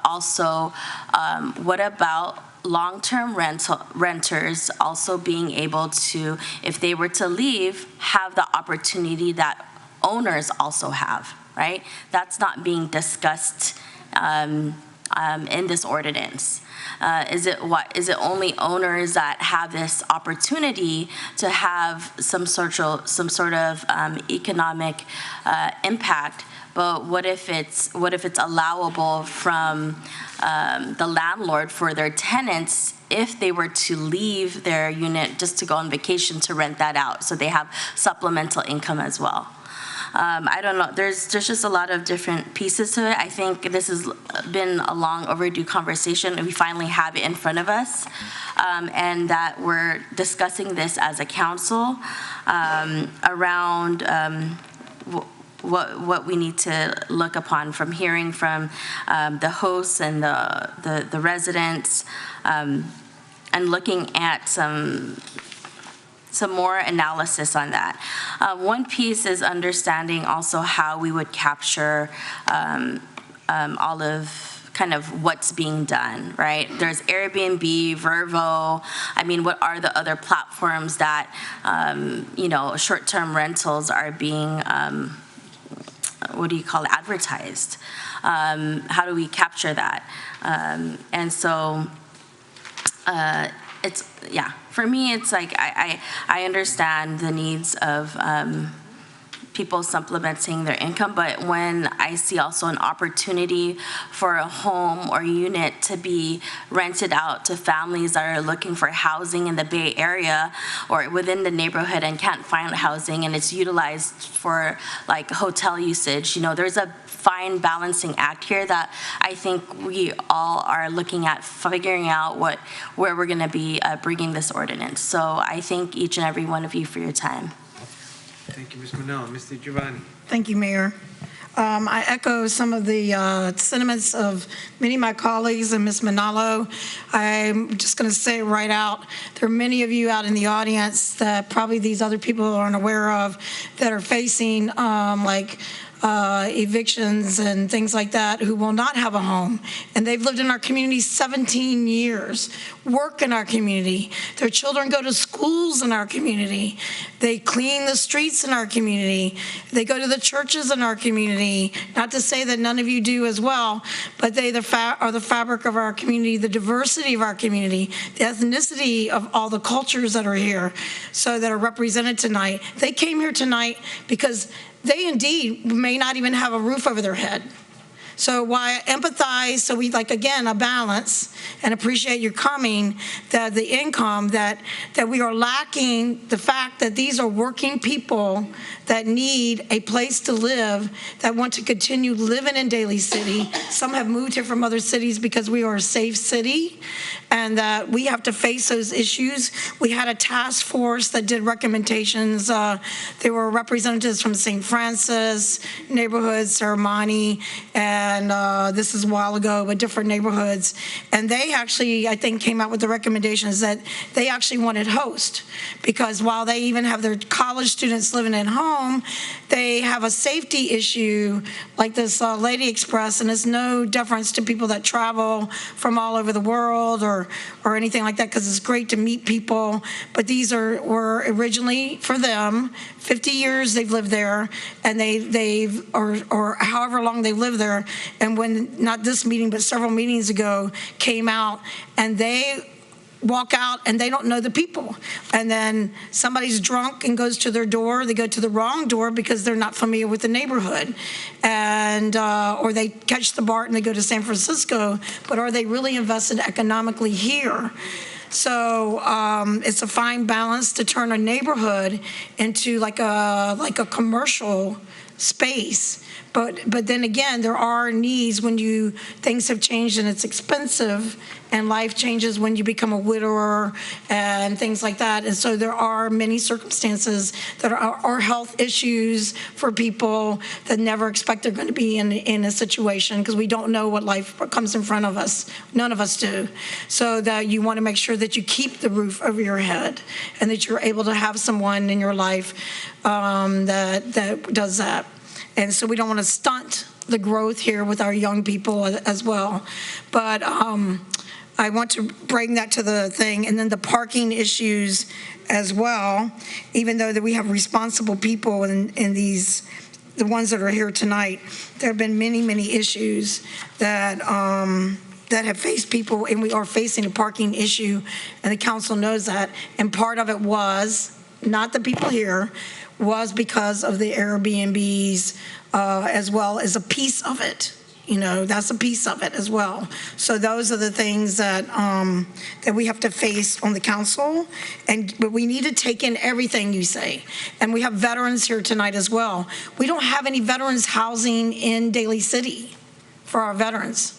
So we don't have any permanent spots that we can tell them, oh, you know, we have a spot for you. You know, you go to the VA clinic, you serve our country. But in Daly City, we don't have affordable places for our veterans.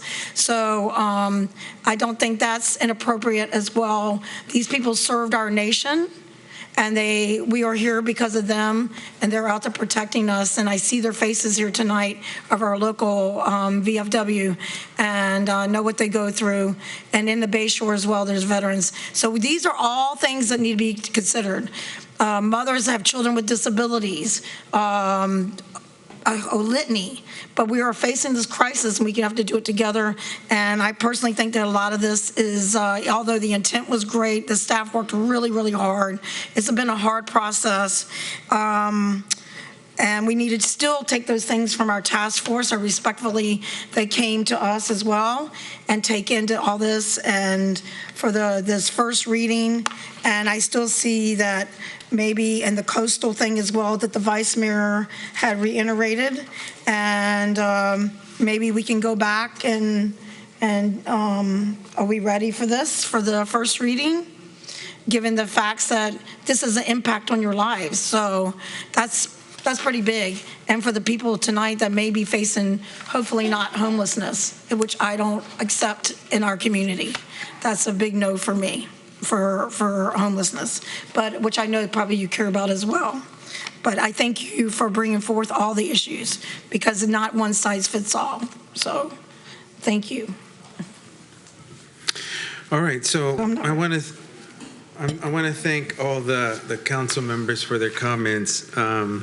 I think they're all very interesting and very helpful. But I want to try to bring it back and try to focus on what we are tasked to do tonight. But let me just start by what I think was our charge, our purpose, which is we in Daly City, we have a great community, right? We have a wonderful city. We have a very diverse population. We have a beautiful place to live with the views, the streets, the safety, the quality of life. And there has been an issue regarding what impact short-term rentals have done to the quality of life of the people in Daly City. And it's a very complicated issue, right? Because what we are talking about are things like, how do we increase our affordable housing? What effect does Airbnb have on reducing the supply of our affordable housing for our residents and our long-term residents? So let's not lose sight of, although it's great that many people in our community are benefiting and making money, it's the answers that we have to come up with is what, as a community, are we willing to accept and to be fair about living the quality of life we want to have in Daly City. Short-term rentals could have an impact on that, on parking, on the availability of the housing, on the revenue, so it's a complicated issue. There are a lot of things to consider, but we have to start dealing with it, and we have to start answering the questions. Someone will be undoubtedly unhappy, and someone will be happy, and so it's our job to figure out what is the best thing for the community.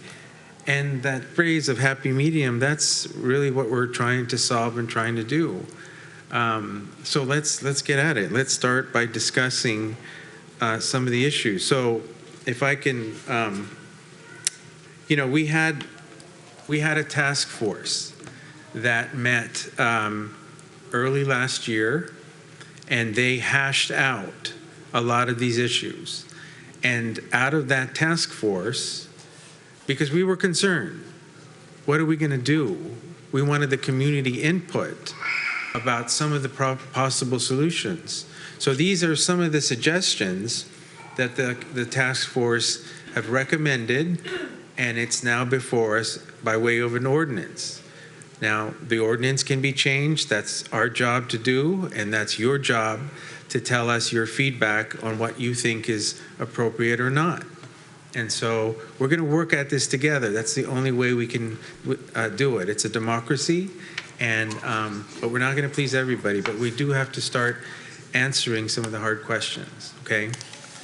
So one of the things I think we need to talk about, according to the proposed ordinance, some of the key regulations, is something a lot of the community has brought out today, and that's the issue of, do we want to insist on owner-occupied housing in order to move this forward or to regulate it? Now, on the one hand,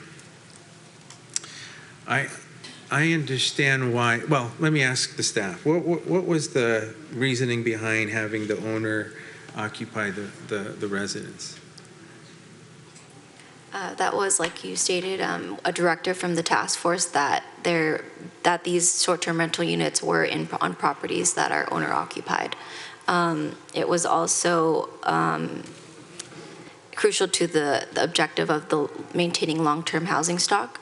In order for us to, as staff, to administer the short-term rental permits and regulate it, if it weren't owner-occupied, it would make it a little bit more difficult for us to enforce. We do have our consultant from Host Compliance, Ulrich Menzer, here just to speak on how the enforcement mechanisms would work, but based on, specifically on the task force finding that it be owner-occupied.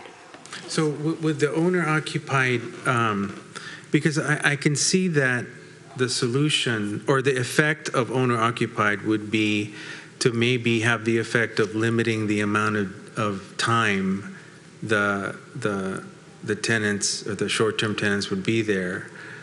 But couldn't we regulate that by just imposing a time limitation as it does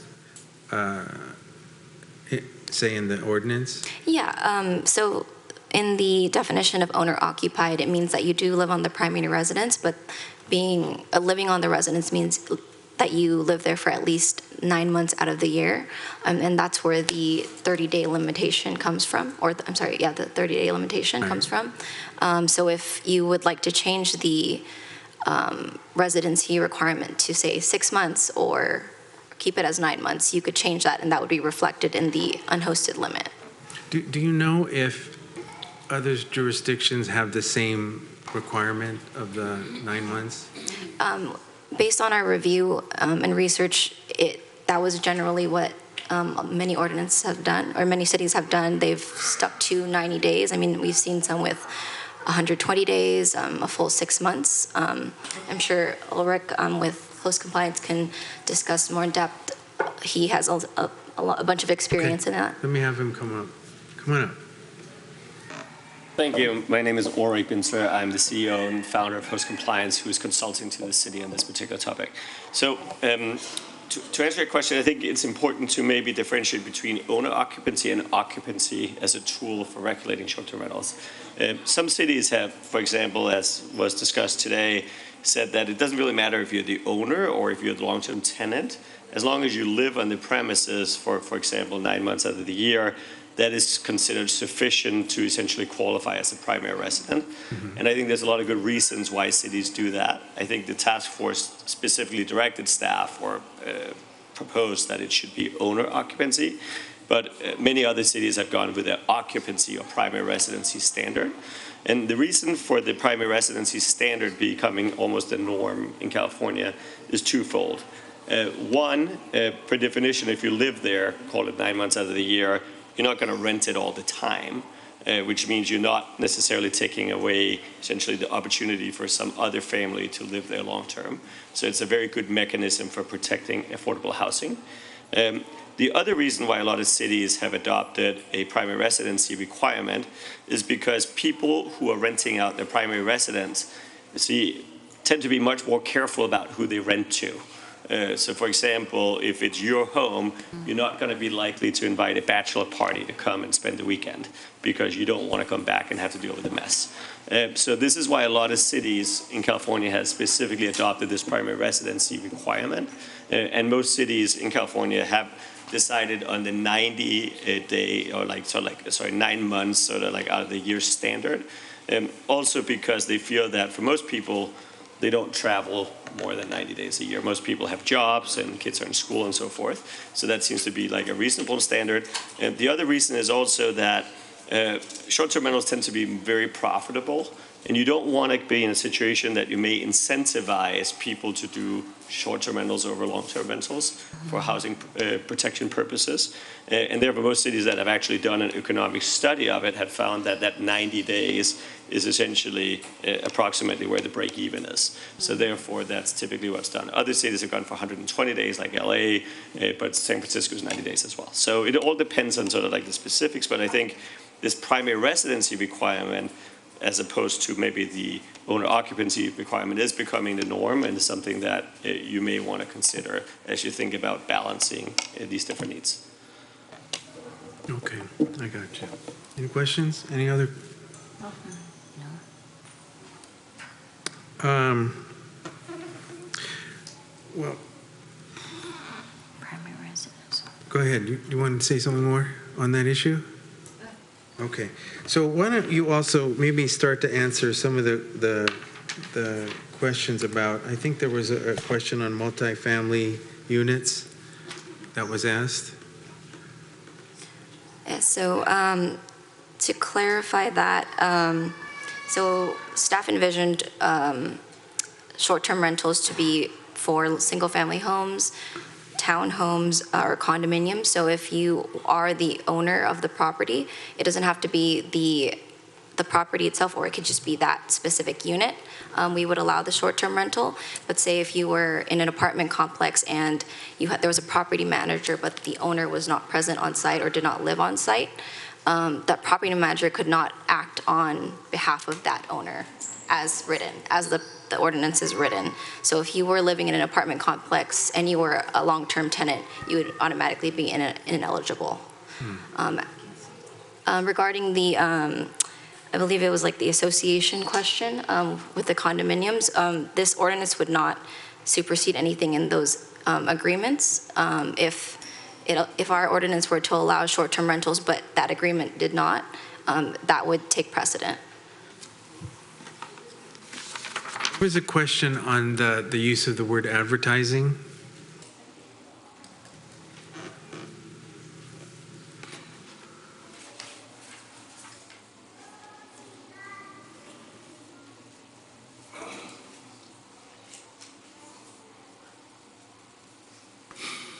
There it is.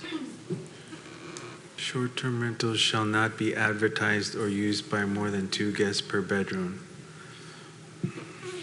So for that provision, it would simply limit multiple rooms in a home from being rented out.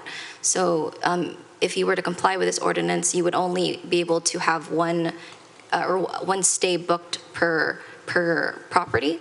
So you could not have two listings on Airbnb for two different rooms. You can only have one or rent the whole room or rent the whole house. So either just one room or a couple of rooms, but it has to be under one listing for each day. Another question on enforcement. Who can speak to that, the enforcement? Was there a specific question or generally how we plan to enforce? Yeah. Okay. So I could speak a little bit generally about how staff plans on enforcing, but in terms of identifying specific units, perhaps Ulrich would be the better person to discuss that. Okay.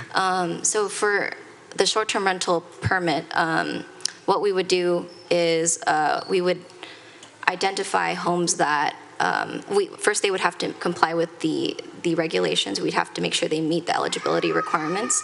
And if they have a valid permit and we find that they are in violation in some way, it doesn't have to be a part of this ordinance. It could be a building code violation. It could be some sort of nuisance violation. We would identify that and they would not be able to operate until those violations are remediated.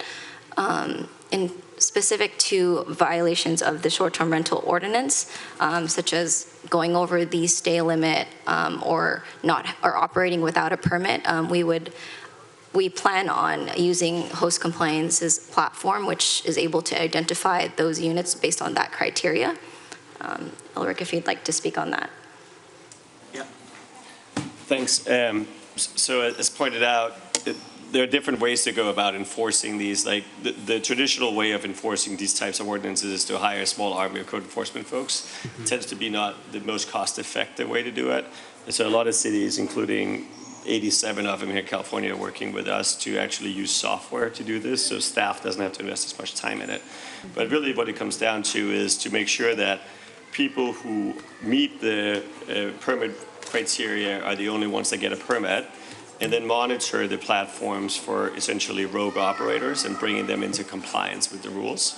And by using software and technology, this can be done very cost effectively and very quickly. So we would literally scan all of the different platforms every 3 days and identify the operators. And whenever someone is found to be in non-compliance, we could send them a letter on the city's behalf and basically say, it's come to our attention, you may be operating a short-term rental, here's how you apply for a permit, or please stop. So that's how it would work. We also have a 24/7 call center where neighbors who are experiencing issues can call in and not only document the alleged violation, but also seek immediate assistance in solving the problem.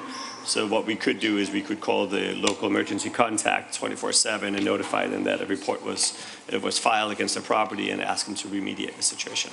So there's a lot of tools that can be used to make it very easy to enforce these things. Okay. There was also a question, I think it was from Councilmember Sylvester, Vice Mayor Sylvester. So capturing the revenue from an Airbnb, I know there's some discussion about coming to some kind of an agreement, but can you tell us a little bit more about how it is that we as a city can be sure we are getting our fair share? I can respond to that. We had some discussions with Airbnb, and basically they do have a voluntary tax sharing agreement. Part of the process is that we have to have an ordinance in place, and they basically have to accept us to be part of that. And what that is TOT is collected through our business license department. So they essentially would register like they would a hotel, and we would capture that. If we had an agreement with, let's say, the platform Airbnb, they would do that on our behalf, and they would cut us a check. That's how it would work. But they have to essentially review our ordinance, review the taxes that would be collected, and then their tax division would approve us, and we would enter into negotiations to enter a voluntary tax sharing agreement with them. Okay. Which is, I believe, that's what the city of San Francisco does. That's what they do as well. Right, so we are already initiated those discussions, and my understanding is that we will have a follow-up once an ordinance is approved, because they have to review current TOT, they have to review the way the ordinance is in place, and then we would enter into negotiations that would be approved by the council. So they would be the ones to basically do all the work in terms of voluntary tax sharing that our finance department would essentially do. Go ahead, Ms. Just a quick question. So that's Airbnb, but I remember when he gave a presentation, there were almost 100 other names of other of these type of places, right? So how are we going to capture that?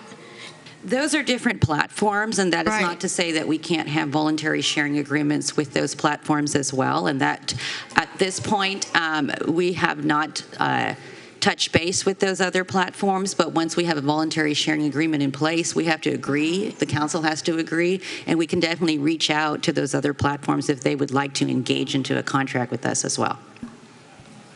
And one other quick thing, Mr. Mayor, is that when the lady brought about the geographically, because I know that there's one block or there's 6 on one block.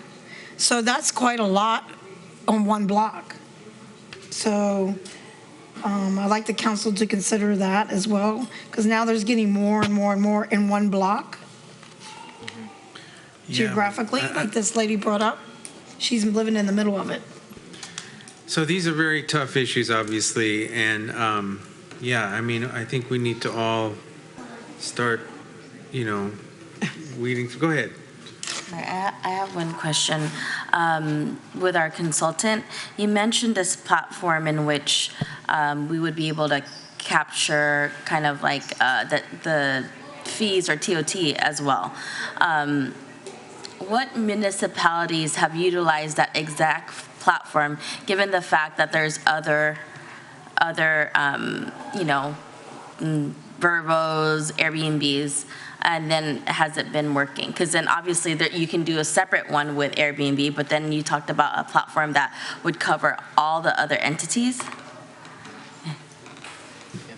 Is it okay, Mr. Yeah, of course. Yeah, I think the word platform might be used in two different contexts. I want to make sure everyone understands what it means.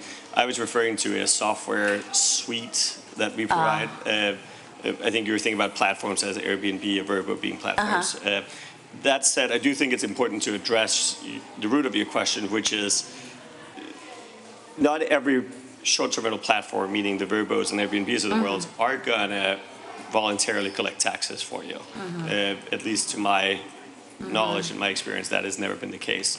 So you should, as a city, make sure you build a methodology by which anyone who is playing in this game can pay their taxes. You can't just rely on the platforms exclusively.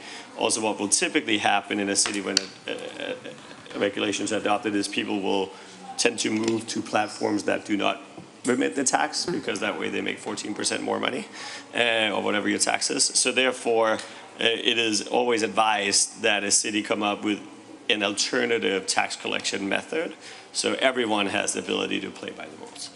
So I think that's the key. And what cities are doing specifically to sort of answer the other question is that, like, we work with, for example, Sunnyvale, and there is actually a place where any host can go and just type in how much money they made in any given quarter, and we'll calculate the taxes, and they just pay with their credit card, and they're done. Can we keep the noise down, please? Please, keep the noise down. Okay, sorry. Were you done? I'm sorry, I didn't mean to cut you off. Okay, all right. Okay, right, so does staff want to follow up with anything of that? Okay, so I need to move this along and see if we are requesting any changes, modifications. Do we need more information? Do we need to revise the ordinance? What suggestions you would make? I mean, for me personally, I'm struggling with the issue of whether or not we need to have owner occupied, and I'm just wondering if we already have the mechanism to control the time period by just saying that they can only do it for 90 days or whatever, or 120 days. But I can see how this can benefit our city, even if they're not owner occupied, but we put a limitation on it.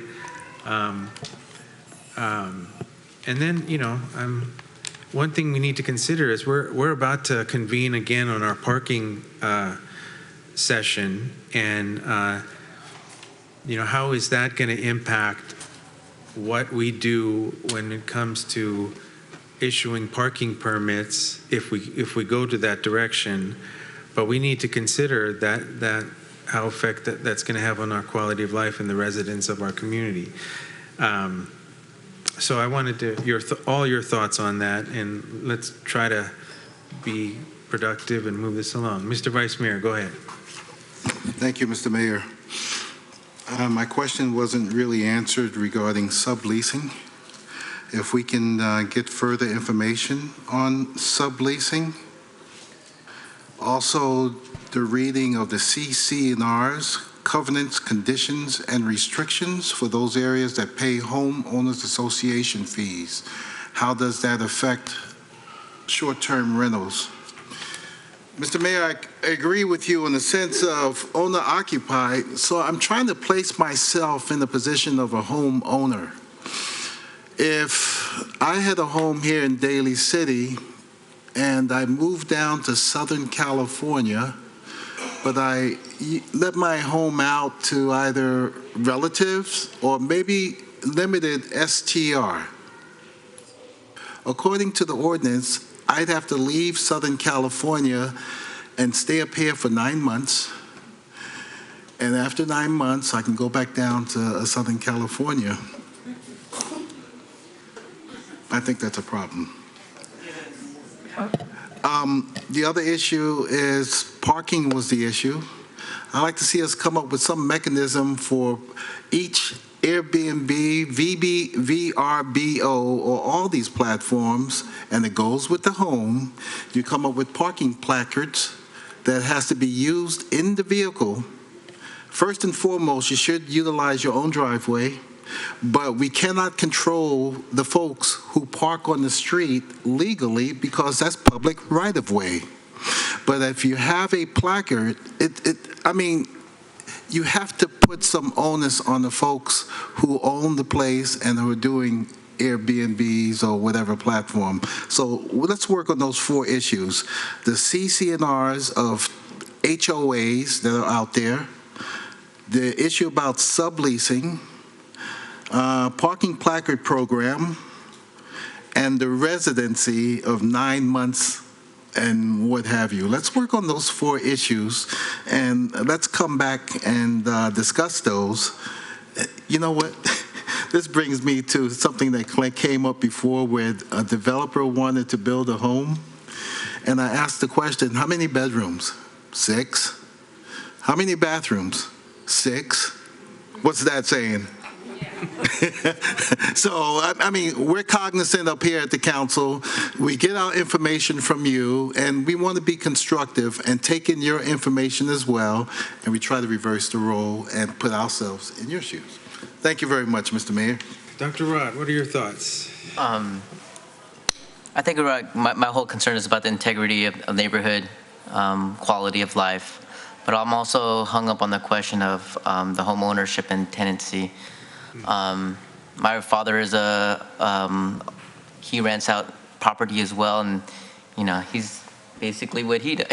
My dad works in Southern California, but he goes to Vegas, and he goes there frequency. So for me, I feel like the frequency amount of taking care of the property and also parking are like the couple issues that I want to see flushed out. Okay, thank you, Dr. Rod. Ms. Manello. I think for me, there was definitely discussion that I've heard around owner occupancy versus primary residence, and that I'd like to understand, since there is a move towards primary residence versus owner occupancy, what that entails and what's the difference between that language.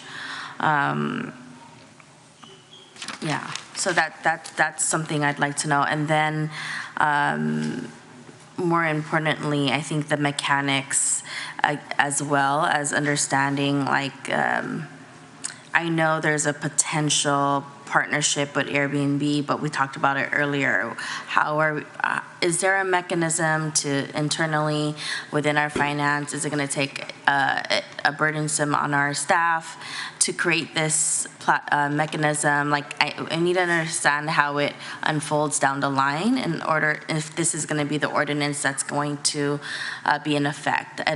I'd like to see more of that, the implementation portion of it, so that it's clear within our ordinance. So, yeah.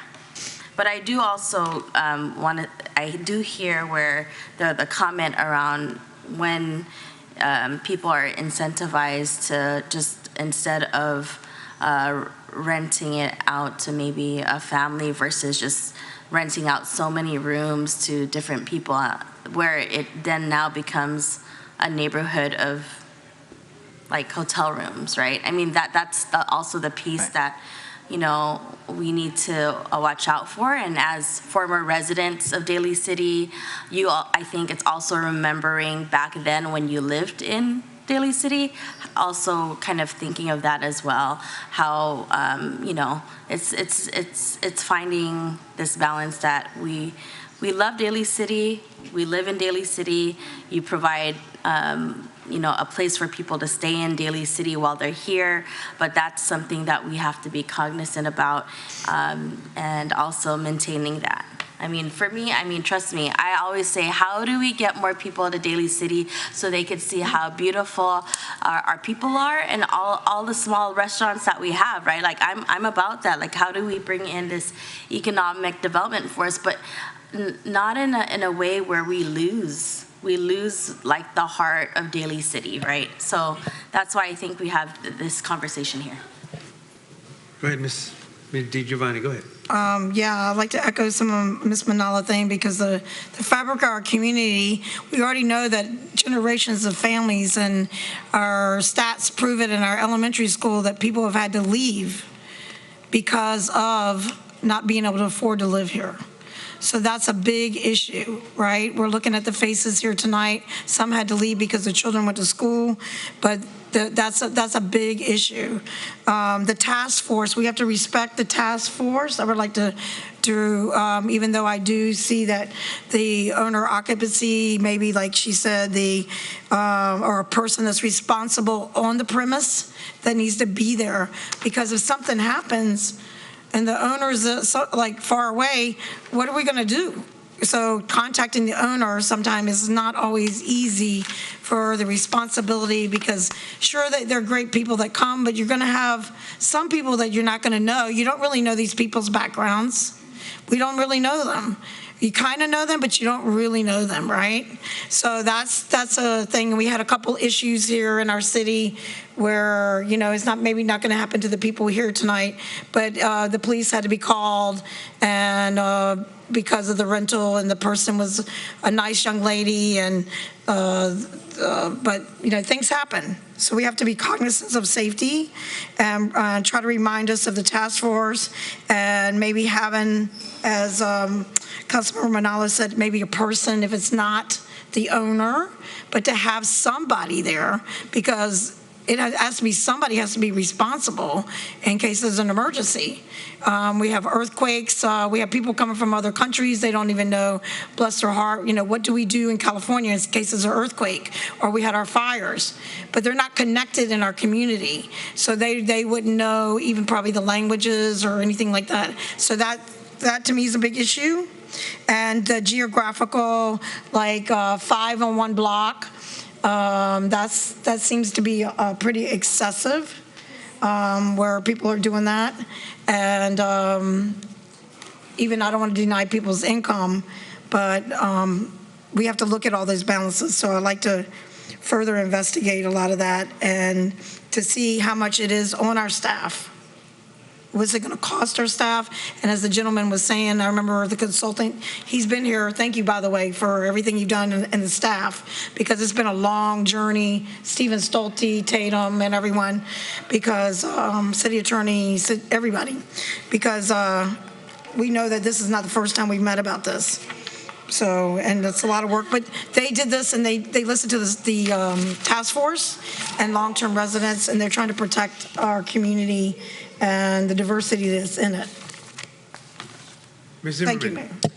Yes, and thank you very much for everybody's input in regards to the first reading, but I would make a suggestion, since this is an introduction. There are quite a few questions that need to be answered, as well as some substantive direction in redrafting more than some minor changes for a second reading. So I would suggest through the chair that we continue to have a second reading and introduction for October 28th, where it is not an adoption of the ordinance, but we address some of the questions and perhaps some changes in the ordinance as well. I don't want to republish it necessarily, but I think that there's quite a bit of changes that need to be made. And also through the chair, I know that there were comments made, and staff would like to know, as well as myself, if you would like a response to some of those questions, or were those some of those issues? And I know Councilmember Manalo, you had some questions as regards to the collection of the fees. I can respond briefly. So the creation of the short-term rental ordinance creates basically a hotel room. And through our ordinance, this is collected through TOT, and it's registered as a hotel when they register as a business. So the normal process of collecting TOT tax is defined by ordinance, which finance does already. To the extent that we wanted to engage in a voluntary sharing agreement with Airbnb, we wouldn't be collecting the TOT. They would collect the fees, and they would cut us a check. Part of the negotiation where we would like to engage, and when we talked through with finance, is we need to have a check on that as to what we actually can see, because we just get, basically what we're told is we just get a check. So we would like to negotiate that further. There are issues about exclusivity. We don't really want to have that as well. So, you know, when you have an ordinance in place, it's really taking the burden off of finance, but also taking the check away when they check on the collection for TOT. So every Airbnb room would be registered like a hotel, and it would be collected through our TOT, which we are not capturing right now. And I know, Vice Mayor, you had asked a question about the concerns of the Coastal Commission, which was brought up essentially today. Yeah. So there are some issues that they had brought up, but we do need to explore that, and that doesn't necessarily need to be addressed in the ordinance. We have some differences of opinions as to whether Coastal Commission needs to be involved in the approval process, because there are no zone changes with respect to the short-term rental. And we just received that question today. I don't want to belabor the process, but we are going to look further into that with staff to see if that is a potential change that we can look at in the second reading. So I would suggest, even with the adoption of the fees, that we continue this to October 28th for an introduction and second reading of the ordinance. We won't introduce it today. We have too many changes. Right, so we'll just, who wants to make the motion to continue October 28th? To the 25th. 25th. Sorry, not the 28th. Okay. I make a motion that we put this matter aside for a second reading, to allow staff for further updates and possibility a revision to the current ordinance as it stands drafted today. All right, can I get a second? Second. All in favor, say aye. Aye. Any objection? Hearing none. Okay, that item is continued to the 25th. October 25th. Okay. 28. Oh, 28. 28. Is it 28? Can you do it Yeah, again? it's a Monday, 28. Yeah. Okay. Oh, no, we're going to here. We're going to do second reading. Okay? All right. Okay, so let's move on to item number 16, which is the second reading ordinance 1430, amending Chapter 5.37 of the Municipal Code regarding the alarm systems. Ms. Zimmerman. Thank you, Mr. Mayor. This is an item that came before the council as an introduction at the last regularly scheduled council meeting. This is the second reading for adoption, ordinance number 1430, a City of Daly City Ordinance amending. Hold on. Could we try to keep quiet, please? We're still conducting the meeting. Thank you. Go ahead. I'm sorry. Second reading for adoption, the City of Daly City amending Chapter 5.37 of the Daly City Municipal Code regarding alarm systems. All right, any questions or comments? Hearing none, is there a motion to adopt the ordinance? Motion to adopt the ordinance. Is there a second? Second. Okay, all in favor? Oh, I'm sorry. We do a roll call? Ms. DiGiovanni? Aye. Ms. Manalo? Aye. Dr. Rod? Aye. Mr. Silvestre? Aye. Mr. Buenaventura? Aye. Okay. All right, now we're on to public appearances, oral communications, and this is the part you're all here waiting for. So thank you for your patience. Let me start by, so I have several cards, so we're gonna do this in order. Let me start, you'll have 2 minutes each. So let me start with Michael. Oh, sir, I think they already have in mind if the young people can. Oh, you want the youth for? Okay, yeah, that's right. So the youth, because of their school, want to come up together. So why don't you start coming up and then just state your name for the record? I'm sure I have your card up here. Mr. Mayor, and then they get an extra 2 minutes for interpreting. Go ahead.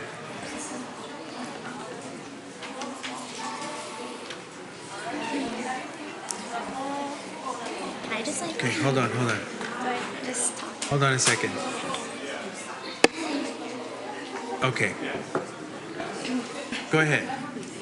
Hi. This is Giselle Alvarez? Oh, no. I'm Eula Camera. Okay, go ahead. Hi, my name is Eula Camera. I'm currently a Daly City resident, along as a senior at Westmore. I'm here to help protect the renters that are currently being evicted. I have this best friend, like me. Hold on, I'm sorry. Can we please show some respect and have her speak? Go ahead, I'm sorry. I have this best friend, like me, that grew up in Daly City. Like me and a bunch of other people, Daly City is all she knows. Lately, her rent has been rising quicker than her family's income can keep up. There are families struggling to pay for one-bedroom apartments, and there are currently a lot of other families are currently being evicted. The price of living is rising faster than what people can keep up with. What we need is to maintain a stable rent price, and I suggest that we pass the emergency ordinance. I urge, no. I plead that the Daly City Council acts swiftly and passes the policy quicker. The longer we wait to pass the policy, more families are being evicted and forcibly moving out. We hope that there will be no more evictions without a just cause. Thank you for your time. Thank you. Next.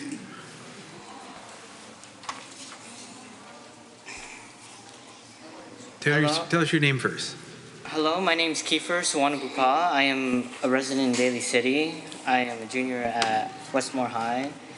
I've lived in Daly City for 5 years, and I'm here to talk about the importance of passing a policy that would protect renters in Daly City by preventing unfair evictions. I care about this because I'm one of the families who go through high rent in Daly City, and with high rent, my father has to work 7 days a week just to pay for the rent, and with the rent increasing, not only my father will have to work longer hours, other families in Daly City will have to work longer hours too. An example of this is my dear friend of mine who just moved out of the apartment complex a couple years prior. Because of this, I noticed that they talked about it 2 years ago that the rent was going up, and this isn't.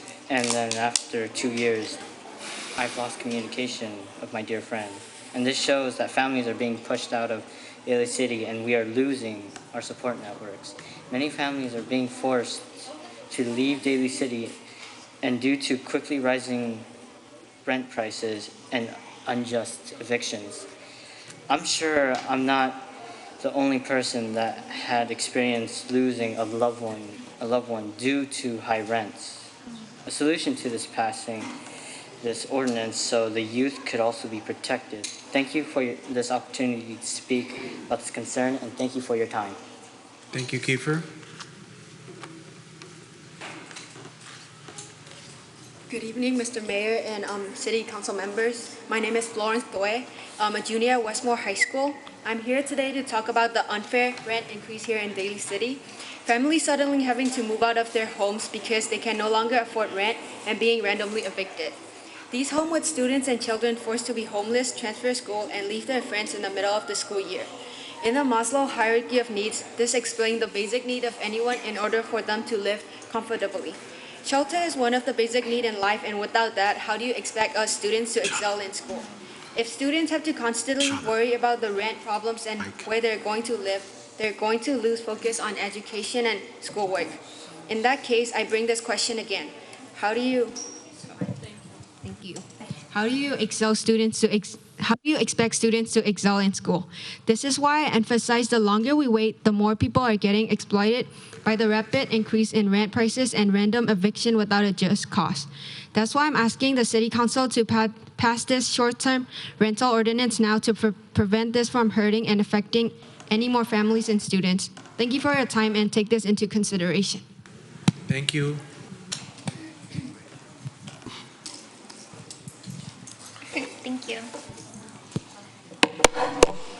Good evening, City Council members. My name is Delina Doe, and I'm a resident of Daly City, as well as attendee of Westmore High School.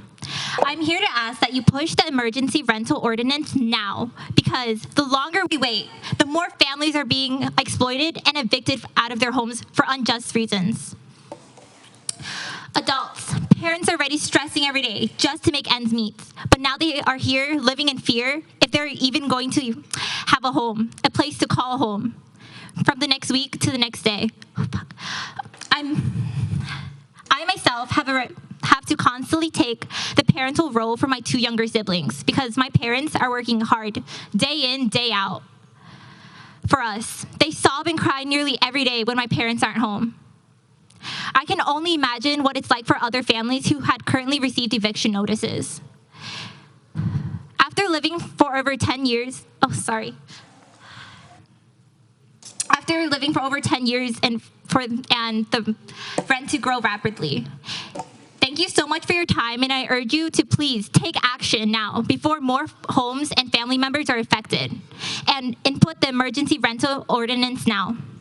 Lastly, I'd like to quickly address that as a youth and as a leader in Daly City, that I'm incredibly disappointed that this process has made it difficult for youth and families with young children to speak their minds to their elected officials. Today's a school night, and many of us have been here since 6 p.m. You've lost your opportunity to hear personally from those in your community. The fact that you know why we're here and you put us on the agenda last already speaks in for itself. Thank you so much for your time.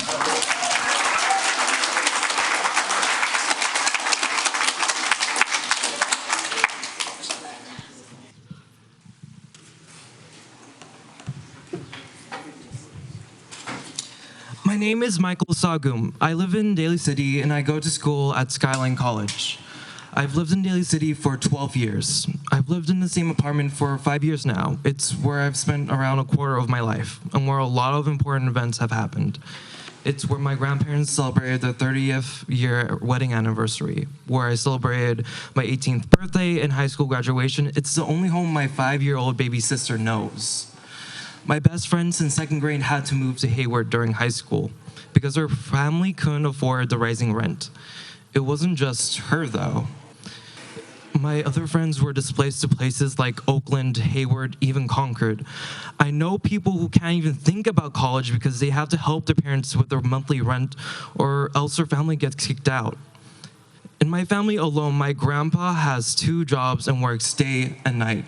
And both of my parents have had to work overtime to make sure my siblings and I have a place to eat and be able to eat. I can't imagine moving out of the apartment where I spent my summers, springs, winters, and falls. If I was forced to leave my home, I would be terrified, angry, and distraught. I would be leaving behind everything I've known for the past few years. I have to worry about how my baby sister would react. I would wonder what good reason there is to uproot an entire family. The reality is there is no reason. These are unjust eviction notices meant to take advantage of the grace period before the statewide rent control goes into effect.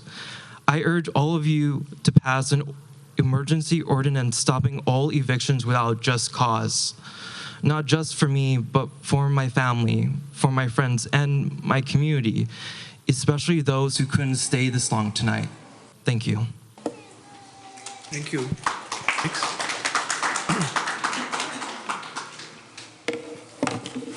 Hello, good evening. My name is Melissa Mejia, and I'm a member of Faith in Action. I'm a student from TRP, and I'm in 7th grade. I live in Daly City with my mom and my dad and my 2 brothers. I think it's wrong to take away homes from parents and kids. As kids, we need somewhere to do homework and feel safe, and know that we have somewhere to live. Mr. Mayor, I need you to protect all Daly City families so we can stay in our homes. Thank you. Thank you.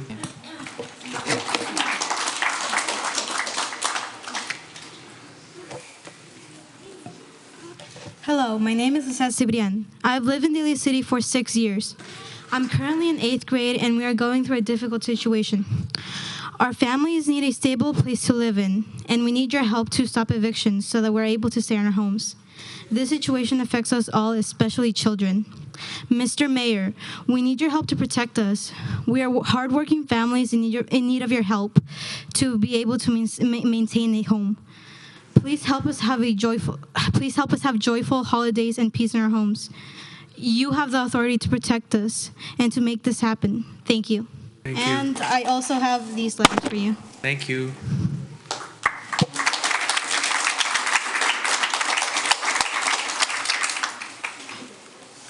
Hi, good evening, City Council. My name is Eduardo Gonzalez. I'm a Daly City resident. I also go by Lalo. I just want to say thank you to all the young people that came out. I'm definitely feeling really moved.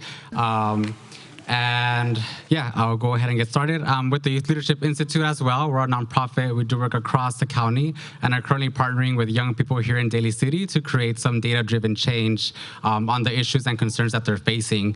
The young people from Westmore High School were able to create a survey and implement it in Westmore High School.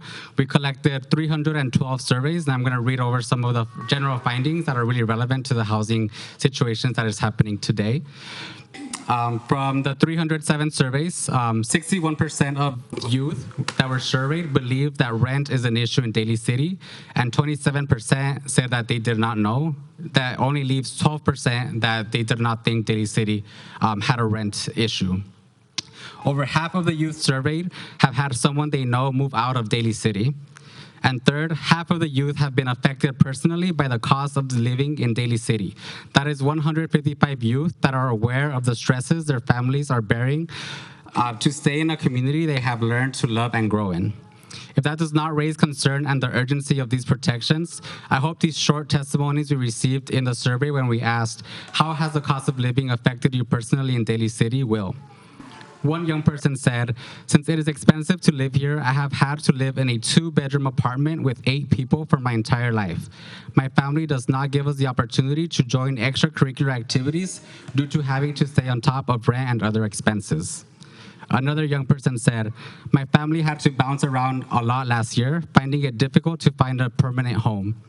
Another young person said, it's too expensive to stay, must cut corners, and college is not an option besides Skyline College. And lastly, a young person stated, the rent is too high, me and my family can't afford it, and we use paycheck after paycheck just to pay rent. Thank you for your time, and I hope you consider this emergency ordinances to protect families. Thank you very much.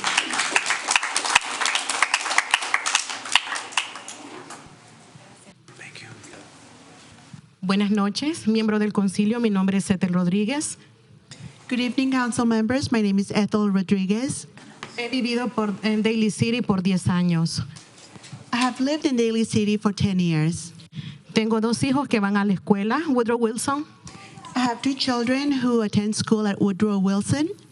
Y estoy aquí esta noche representando a la comunidad para decirle que nos ayude y ponga un paro a los desalojos. And I'm here this evening representing my community to tell you to help us and to stop evictions. Todo ser humano merece un techo. Every human being deserves a roof over their head. En estos desalojos no sé dónde ir con mis hijos a Acción de Gracias, dónde pasarlos porque no tenemos un techo pronto. Because of these evictions, I do not know where to take my children and spend Thanksgiving because we're not able to find a roof soon enough. Nuestros niños están viviendo un estrés emocional. Our children are suffering emotional stress. Por eso estoy aquí esta noche, para decirle que para nosotros es importante que nos escuche. And that's why I'm here this evening to tell you that for us, it's very important that you listen to us. Y quisiera entregarle, señor alcalde, las cartas de mis niños que le escribieron a ustedes de la escuela. And I would like to give you, Mr. Mayor, the letters that the children from our school wrote. Muchas gracias y buenas noches. Thank you very much and have a good night. Thank you.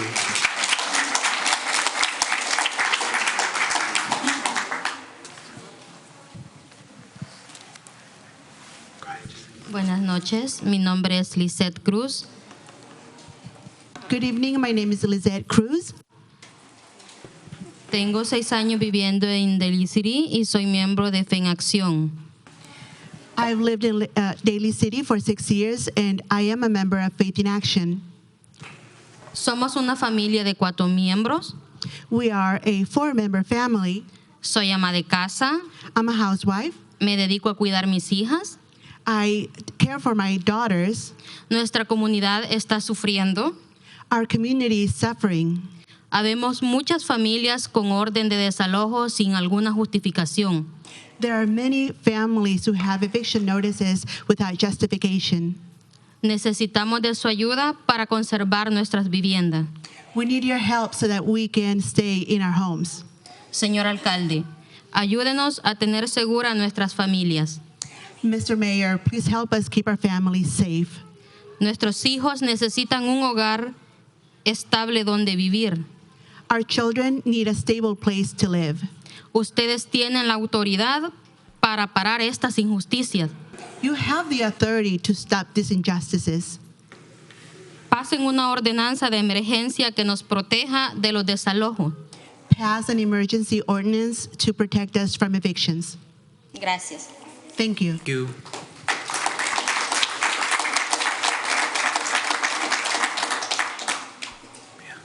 Tengan todos muy buenas noches. You'll have a good evening. Gracias por este tiempo que nos han brindado para escucharnos.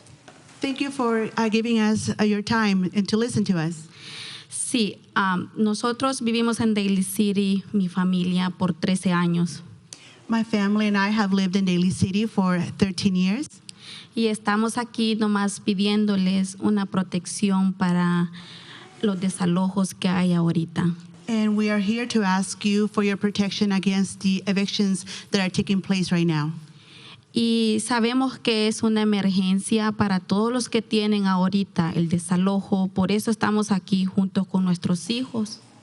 And it's an emergency right now for everyone who's received an eviction notice right now, and that is the reason we are here this evening with our children. Y queremos saber si podemos contar con una ordenanza de emergencia, porque si no, podemos quedar todos en la calle. And we want to know if we can count on an emergency ordinance, otherwise we will all end up on the street. Y por eso esta noche estamos aquí y le damos gracias por escucharnos. And that's why we're here this evening, and we thank you for listening to us. Thank you so much. Thank you so much. Thank you.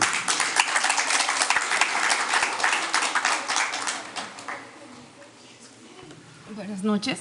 Good evening. Mi nombre es Isabel Pérez. My name is Isabel Perez. Llevo 10 años viviendo en Daly City. I have been living in Daly City for 10 years. Vivo con mi esposo y mis 2 hijos. I live here with my husband and 2 children. Pertenezco y soy líder de la comunidad de Fe en Acción. I belong and I'm a leader with Faith in Action. Y hoy me dirijo con todos mis respetos al señor alcalde y al concilio. And I very respectfully am addressing the mayor and the council this evening. Para solicitarle que por favor nos proteja y nos apoye en nos ayude en esta situación tan grave por la que estamos pasando en este momento. And we ask you to protect us and to help us through this very serious situation that we are going through at this time. E impida que mi familia sea una más de las que vive en la calle. Please prevent my family from being one more family on the street. por los abusos de los desalojos sin justa causa. caused by the evictions that are being done without cause. Señor alcalde, con todo respeto y humildemente me dirijo a usted. Mr. Mayor, I very humbly and respectfully address you Para que usted sienta el sufrimiento de su comunidad. so that you can feel the suffering that your community is feeling right now. Todos nosotros tenemos niños y se aproximan fiestas muy importantes para ellos, We all have children, and very important holidays to them are coming up, como es Thanksgiving y Navidad. like Thanksgiving and Christmas. Y tal vez no vamos a tener un techo donde refugiarnos para esos momentos. And perhaps we may not have a roof under which to take shelter during those times. Sabemos que podemos confiar en usted y que usted nos va a proteger We know that we can trust in you and that you will protect us, y que va a hacer que la ley nos cuide y nos proteja porque confiamos en usted. and that you will ensure that the law takes care of us and protects us because we trust in you. Por eso hoy venimos a hablar para solicitar una ordenanza de emergencia que nos cubra. That's why we're here today, to talk about and to request an ordinance that will protect us. Le agradezco a todo el concilio y al señor alcalde por el tiempo brindado y la atención. I am grateful with the mayor and the council for listening and for your attention to this matter. Y pido a Dios que los proteja y los bendiga y sepan defender a su pueblo. And may God protect you and take care of you, and so that you know how to take care of your people. Gracias. Thank you.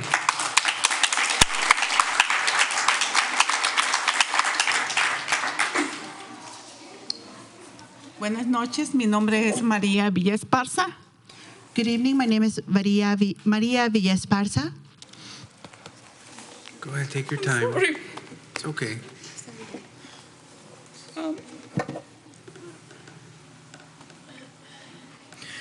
Vivo en Daly City por 17 años. I have lived in Daly City for 17 years. Y mi familia se compone de mi esposo y mis 4 hijos. And my family is formed by my husband and 4 children. Mis hijos han estudiado en la ciudad de Daly City, en la Thomas Edison, en la Fernando Rivera, en Westmore High School. My children have gone to school at Fernando Rivera. Thomas Edison, Fernando Rivera en Westmore High School. Thomas Edison and Westmore High School. De la noche a la mañana nos llega una carta de desalojo. Tenemos 60 días para salir. And from one day to the next, we received a 60-day eviction notice. Pagamos la renta, todo está bien. No tenemos una explicación. We pay the rent, everything is fine. We don't have an explanation for it. Por favor, yo le suplico que señor alcalde, firme la ley de ordenanza, por favor. Es algo que nos va a beneficiar a las familias de Daly City. Please, Mr. Mayor, we ask you that you sign the rent ordinance because it is something that will benefit the families in Daly City. Gracias a todos y Dios los bendiga. Thank you, everyone, and God bless you. Thank you.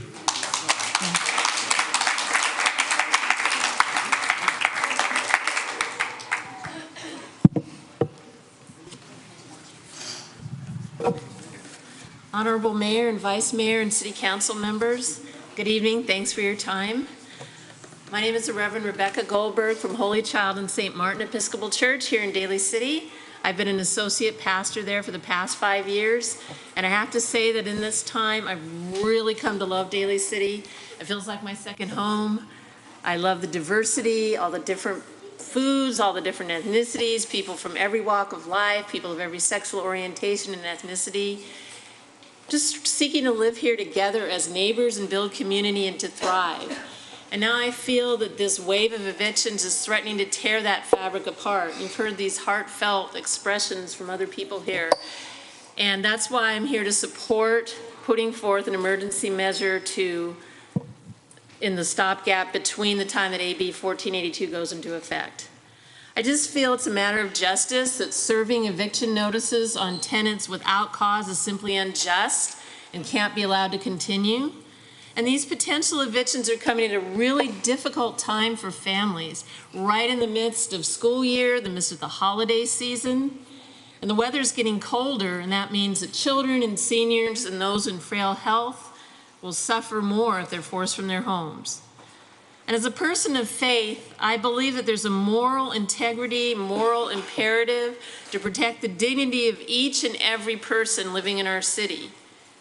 The people being affected here are friends. They're our neighbors. They're people we see in the coffee shops and businesses that walk on our sidewalks.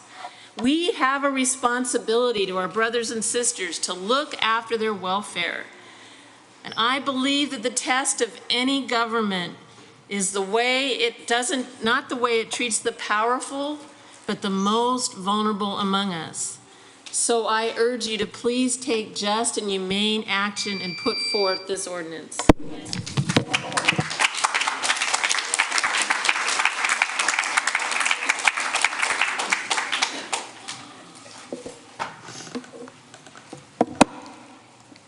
Good evening, Mayor, council members.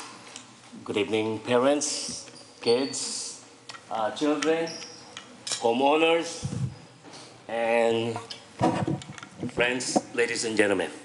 I'd like to take this opportunity to say my support to the community who are being a victim of this recent move by those homeowners that are probably greedy enough to take advantage of the unfortunate brothers and sisters here. When I came here this evening and stand up before the flag with everybody here, I remember the last statement which says, "And justice for all." That oath of allegiance, and justice for all. This action by those great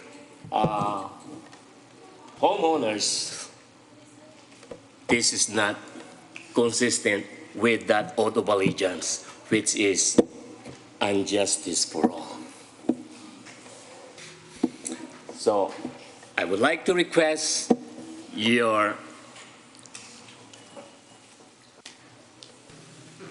utmost honest and the emergency powers that you have to exercise it for the benefit of these people who are affected by this unjust move by these great homeowners. And thank you. Thank you, sir.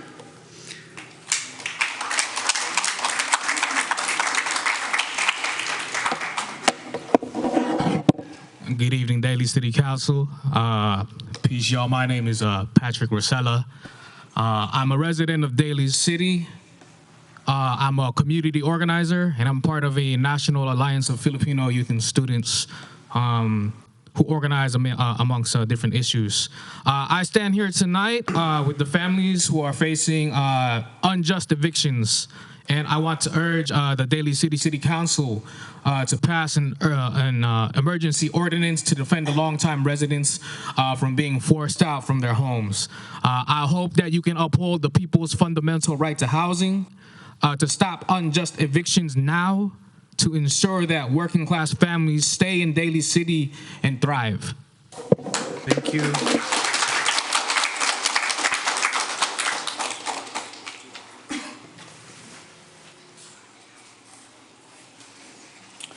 My name is Pablo Rubio, and thank you for listening to us tonight.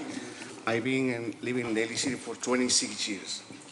It's my city, it's my town, but we're facing a eviction notice right now, and we're asking you to prevent all of this. It's in your hands to prevent kids not having home, go to the schools, the church. We've been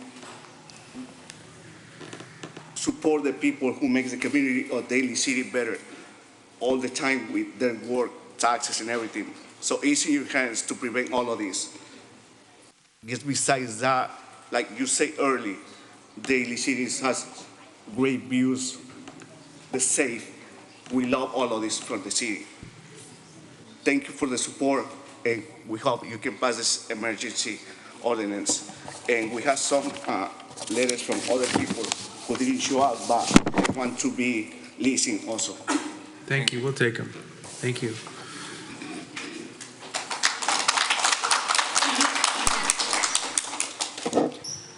Hello, Mayor, Vice Mayor, and Council. I stand here. My name's Jeffrey. I'm a pastor in this area, a former resident of Daly City, but many in our congregation are your constituents here, and I stand to represent them. Some had to go home early, dialysis treatments, schools, they had to leave several minutes ago, so I represent them, many others in this space. I've watched you deal with other measures tonight, and I'm humbled. I see your thoughtfulness. I understand you realize you're elected to serve. And here's we sit. I've also been a vice president of a tech company in Silicon Valley. I am a renter. It will not destroy me. I will be able to find a place to rent. Almost our entire congregation are renters. They're not as fortunate.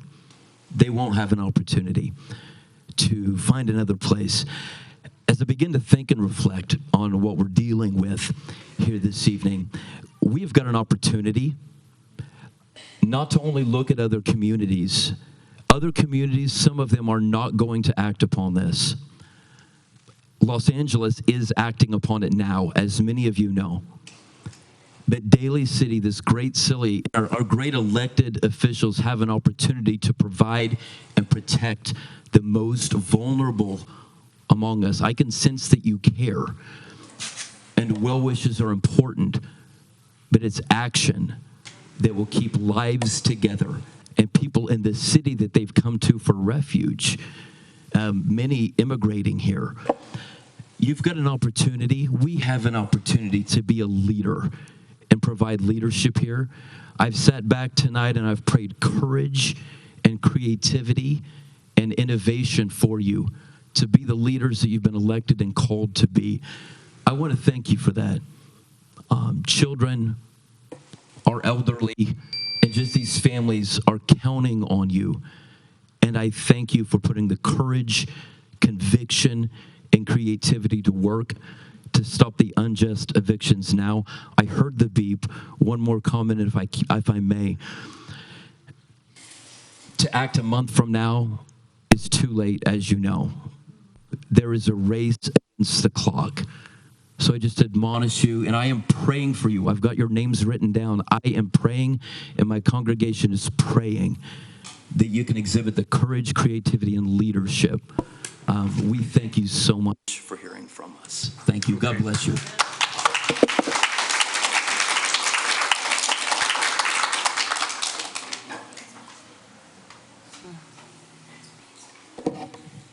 Hi. I'm a social worker for Golden Gate Regional Center. I don't know if you guys know us, we serve people with developmental disabilities. I have 90 families on my caseload. Majority live in Daly City. I have people attending SVS just down the street, Brent Day program here. These people are integral parts of our community, and they're suffering. I have people who are already homeless. I have people living in garages. I have people living in one-bedroom apartments people are already speaking to that. You guys have a golden opportunity here. San Mateo County, so many cities in San Mateo County have already failed our families. You can be the one that doesn't. Please think about that. Thank you.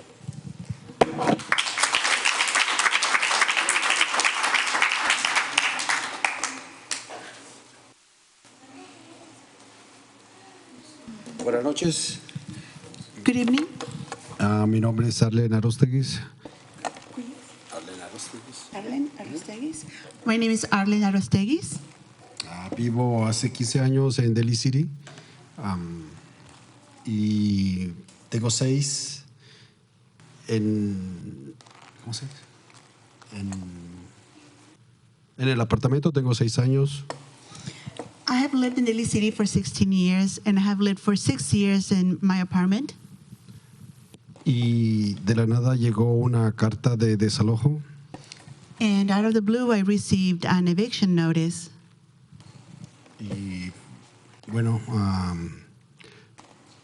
pido ayuda para mi familia. No quiero ser desalojado así.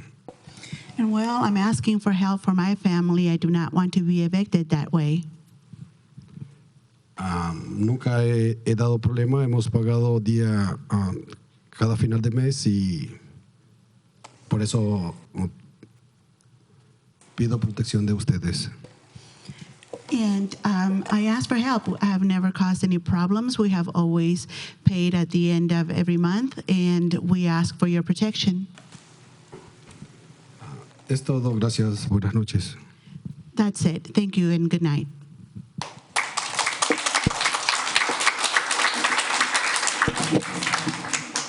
So thank you very much, everybody, for your comments. I want to first say, before I forget, for those of you that have gotten notices of eviction, we are very interested in knowing when you got it, and if you could let us know who you are, their names, contact information, because it's relevant to us. And so maybe if you can get the names together, okay.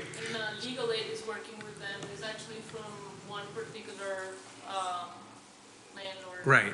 So what we need is, if you can, if there's no issue of privacy, give us the names and the date of the notice, okay? Yeah. Okay. And then so let me say that we are very concerned about this issue. It just surfaced recently. There is a process of things to be done, and for things to be agendized, and for us to do our due diligence in finding out the facts and what happened and what's going on in the community. So I want you to know that we are doing just that, and then we will come to a decision on what it is that we're going to be doing, okay? So I appreciate very much, but because this wasn't on the agenda, it's not an agendized item, we can't give you or the staff any direction on how we proceed. There is a formal process by law that we have to follow. And so we want to respect that, but recognize we understand the urgency of the situation. So we're going to try our best to move and make a decision on what it is that we're going to do. So I want to thank you. I apologize for the meeting running late, and I'm sorry we couldn't hear from the people that have left, but rest assured your all community input has been heard. We understand the issue. We're all very concerned, and now it's up to us to decide and deliberate as a body what it is what we're going to do. But rest assured, we heard you loud and clear, and you are welcome to talk to us individually if you want to. But please understand, we know now more than ever, and we hear what you're saying. So thank you very much for coming, having the patience, and expressing your thoughts on the issue. Thank you. Okay? All right. Okay. Let me go on to, I don't have any other speaker cards, so unless there's anyone else, we're going to move over to the next meeting. All right. Thank you. Oh, I'm sorry, ma'am. Did you have one? Come on up. You should have another card. Okay. All right. Come on up. Okay.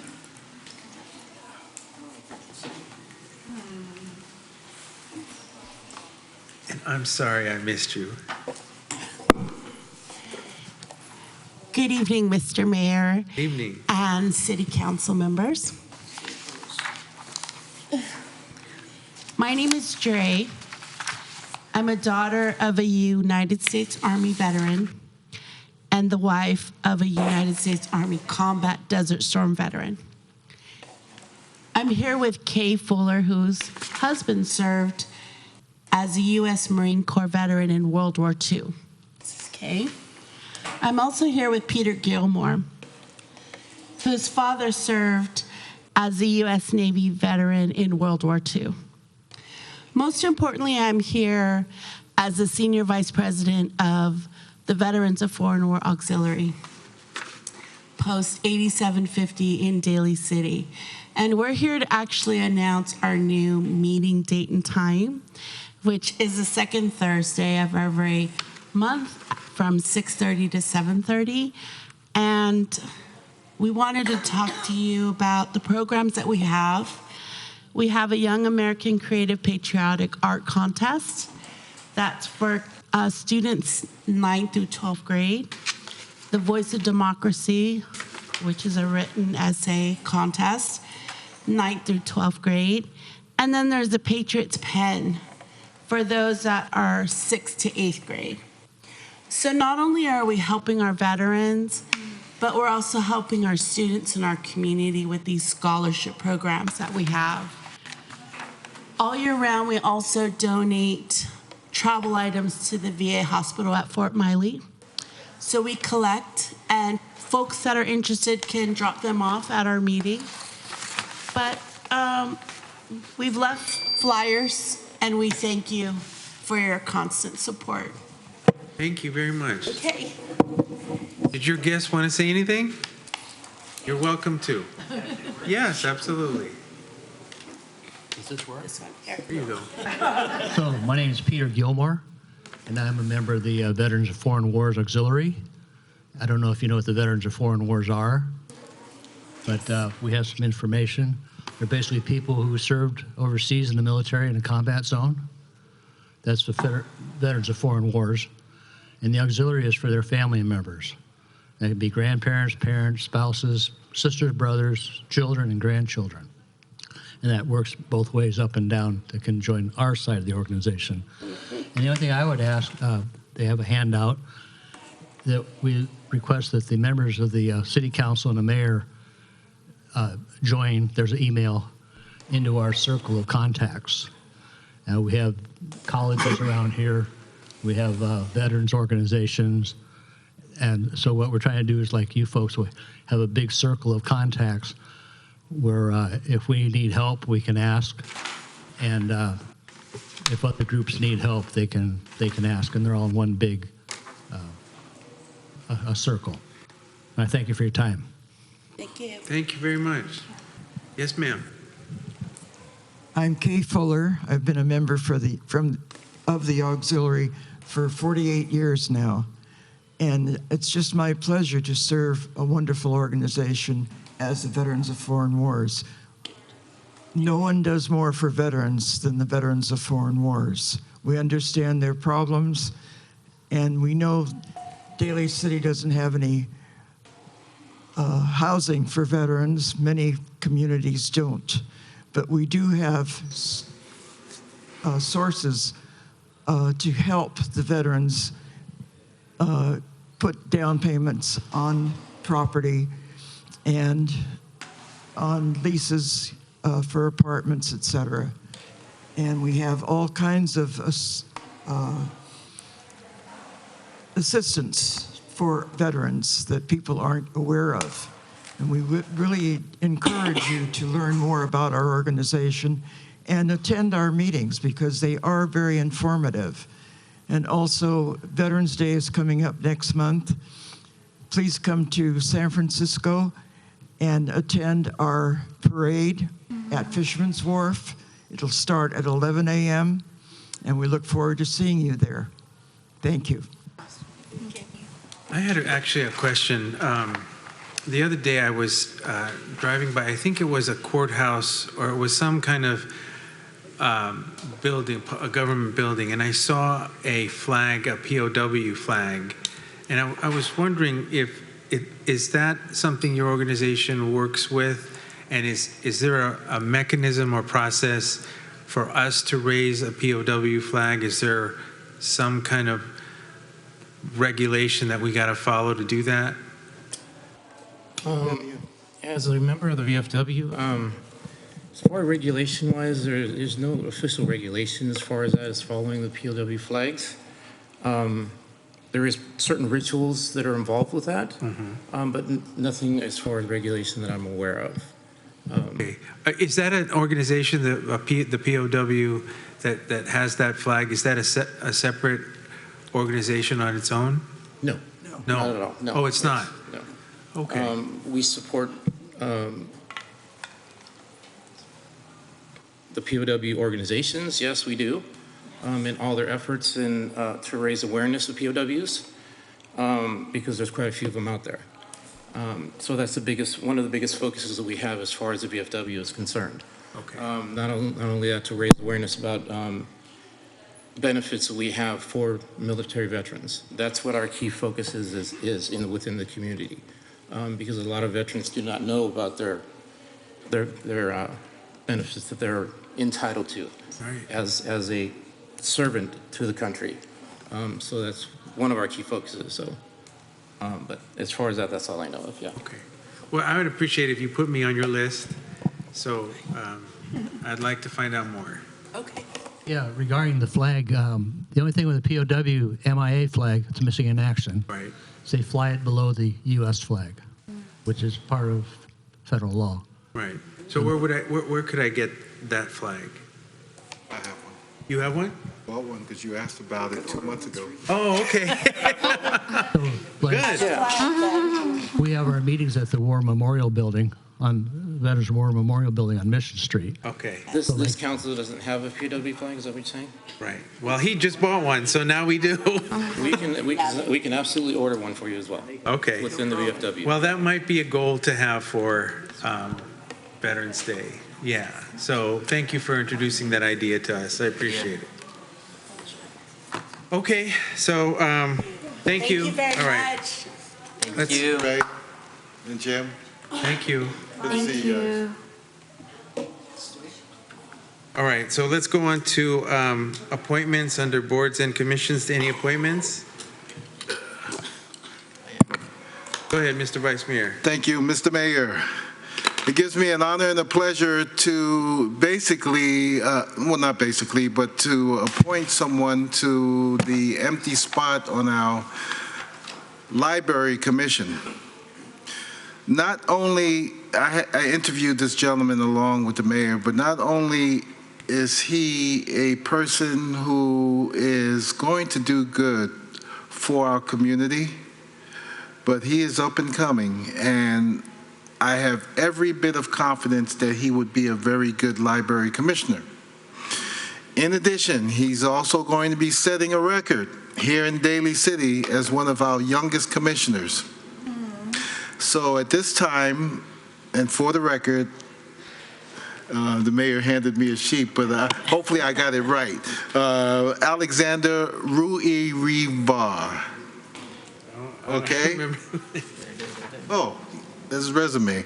Last name, common spelling. No, it's spelled R-U-I-V-I-V-A-R. Alexander. And he's a resident here in Daly City. And you'll find out more about him. But his resume to be so young, and he aspires to go into the military academy. So I'm looking forward to it. Thank you, Mr. Mayor. All right, we have a motion and a second. Can I get a second? Second. All in favor, say aye. Aye. Any objection? Hearing none, he's appointed. Any other appointments? Hearing none, let me go on to reports. Item number 17, council committee reports. Council committee meeting September 23rd to October 13th. Any council committee meetings? I prefer to wait till, given the time, I defer to Okay. next time. Anyone else? No? City council reports. Any city council reports? No? Defer to next time for me. Any? How about any of you guys? 10:15. But you guys can do it. Don't feel obligated. You can't. Go ahead. Go ahead. Yeah. So many events. I guess I'll just report on the committees that I reported on. I attended the Peninsula Clean Energy Board Retreat on September 28th. It was from morning, I think it was like 8 a.m. to like 1 o'clock p.m. Wow. So we talked about a lot of things in terms of PCE, expansion towards a new building. Oh, not move. It's just expanding the building. So we're in the current building, and then they're going to expand to the building just adjacent to the building. They talked about electronic vehicles. So they have a lot of different options that PCE is sponsoring in terms of getting more engagement for electric vehicle usage and to purchase. Another thing about reach codes, I know we're trying to work on getting reach codes here in Daly City as well. And then we had like a long presentation on finding new ways of renewable energy, especially of what's going on in terms of the energy crisis that we just experienced this past. I mean, didn't impact Daly City, but I know that in different cities across the Bay, there was issues of power outages. So we're thinking about what are some different ways for renewable energy. So there are people looking at batteries, charging, and to also really emphasize clean energy. So we're not trying to do fossil fuels. And then also attended the CCAG meeting on this last week, no, October 10th. We voted a new representative to represent the San Mateo County Express Lanes. Marianne Derwin from Portola Valley we voted in. And we also voted on the International Walk to School Day posters that we all voted as a whole group as well. Yeah. Good. Thank you. Anyone else? Go ahead. No committees, but the committees I think that I did meet on was with you, Mr. Mayor, earlier today, and then also wanted to say that it was a pretty busy 2 weeks around the events within our community. There was a literary night for Filipino American History Month at John Daly. That happened this just past week. And we had our San Mateo Poet Laureate there with so many amazing Filipino American writers that were able to share their writing and talent right there at John Daly. And also, for many of us, we were just at Marchbank Park for Filipino American History Month, which was a beautiful day. No fog at the end of the day either. If some of you know One Voice, they came back out after how many years? And also so many talented young people from our community that expressed their talent, day to celebrate our history and our heritage right there at Marchbank Park. And then joined Dr. Dawes Magwal at Skyline with his Kababayan group, around 15 years of just being able to impact young people, having a support group and counselors and teachers around really having that for the Filipino American community there at Skyline. I'm probably forgetting the other items. These are just off the top of my head, but thank you for this time. Of course. Go ahead. I'll just make a short one.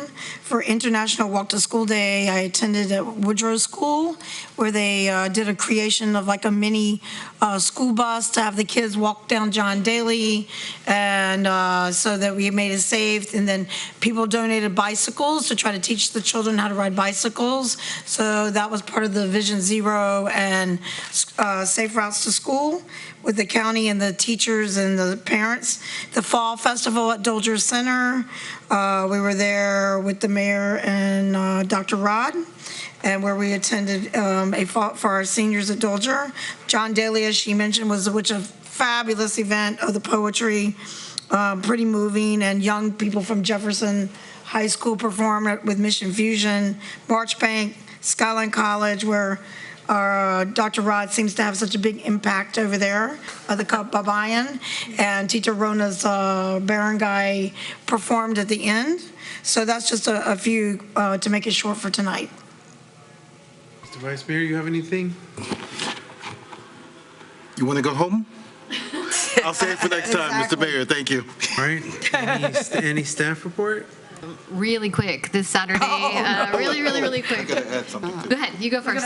You go first. I don't want to steal your thunder because you may say something Okay, that we'll I may see. say. We'll see if we're on the same path here. Okay. So this Saturday, October 19th, the second annual Love Not Hate Festival here at City Hall, and this year we're just calling it Welcoming All, and we've upped it a little bit. This was former Mayor Manalo's baby, but we're carrying on the tradition because it seemed to be well received. And first 250 people will receive a really cool T-shirt, and Triple X for me.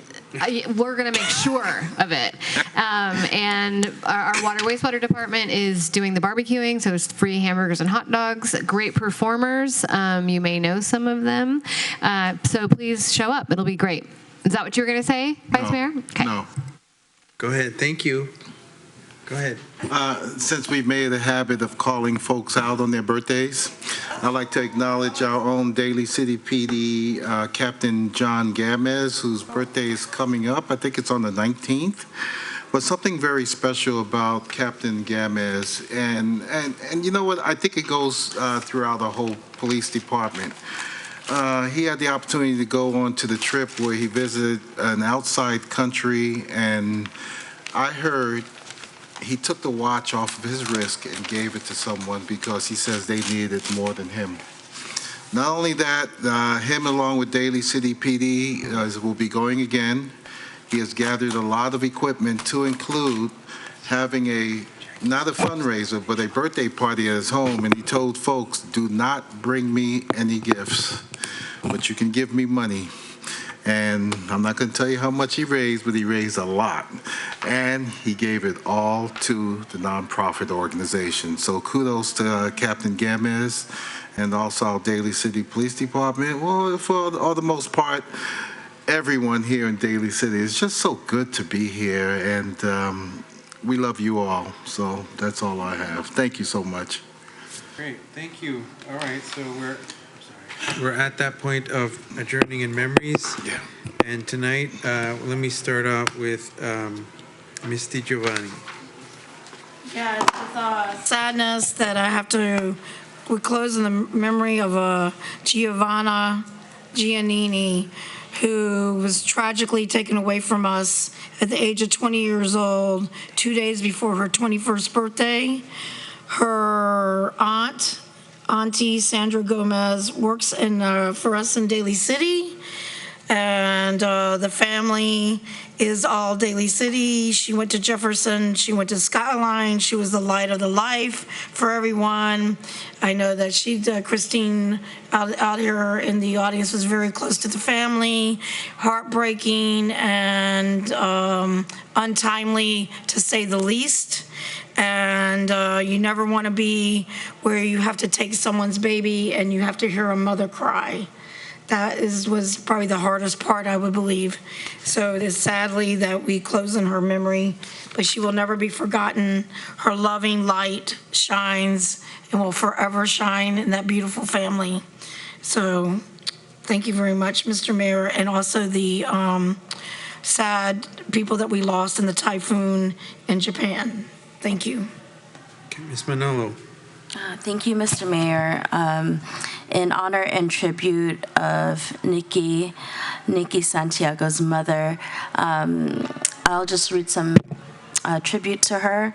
Maria Bettina de Rivera Santiago. She was born and raised in Manila, Philippines, where she was a systems analyst for the Philippine long-distance telephone company for 15 years. Like many, poverty pushed her to seek greener pastures out of the country, so she immigrated with her 3 children to California. She called Daly City and Bay Area her home away from home. Belonging to the Legion of Mary at St. Augustine Church, her mother was a very religious person. She was strong, quick-witted, a social butterfly that quickly adapted to any hardships life brought her. She is lovingly remembered and incredibly missed by those she's left behind. She is survived by her 4 siblings, 3 children, and 2 grandchildren. Her daughter is here in the audience with her 2 grandchildren. Toward the end of her life, she found her great love in Ochi, who never left her side as the days began to become dark. We'll all miss her nurturing spirit in this time of grief. Mabuhay to your mom. Thank you, Ms. Manalo. Mr. Sylvester. Thank you, Mr. Mayor. We're family here in Daly City, and one of the most important parts, besides our constituents, is memorializing folks that are close to us. And here in Daly City, family is family. I'd like to adjourn this meeting also in the honor of Remedios Remy Sison Mino Baez. She is the mother of our own Daly City Police Records Clerk, Joyce Gregorio. And you're probably saying to yourself, well, why is the last name different? Well, the records clerk, Joyce, is also married to one of our own Daly City police officer, Gregorio. So it's a sad time, and thank you for giving me the opportunity. This is in honor of the mom of Joyce Baez. Thank you. Thank you, Mr. Vice Mayor. We'd also like to adjourn in memory of Leo Benedetti, who served in World War II, and the Benedetti family is well known in Daly City. Also, former City Council member and two-time Mayor of Daly City, Victor Kyriakis. Also, we'd like to adjourn in memory of Teresa Williams, who is retired water wastewater distribution system supervisor Nathan Williams' wife. For all those, we'd like to adjourn in their memory. Okay, this meeting's adjourned. Thank you very much, everybody.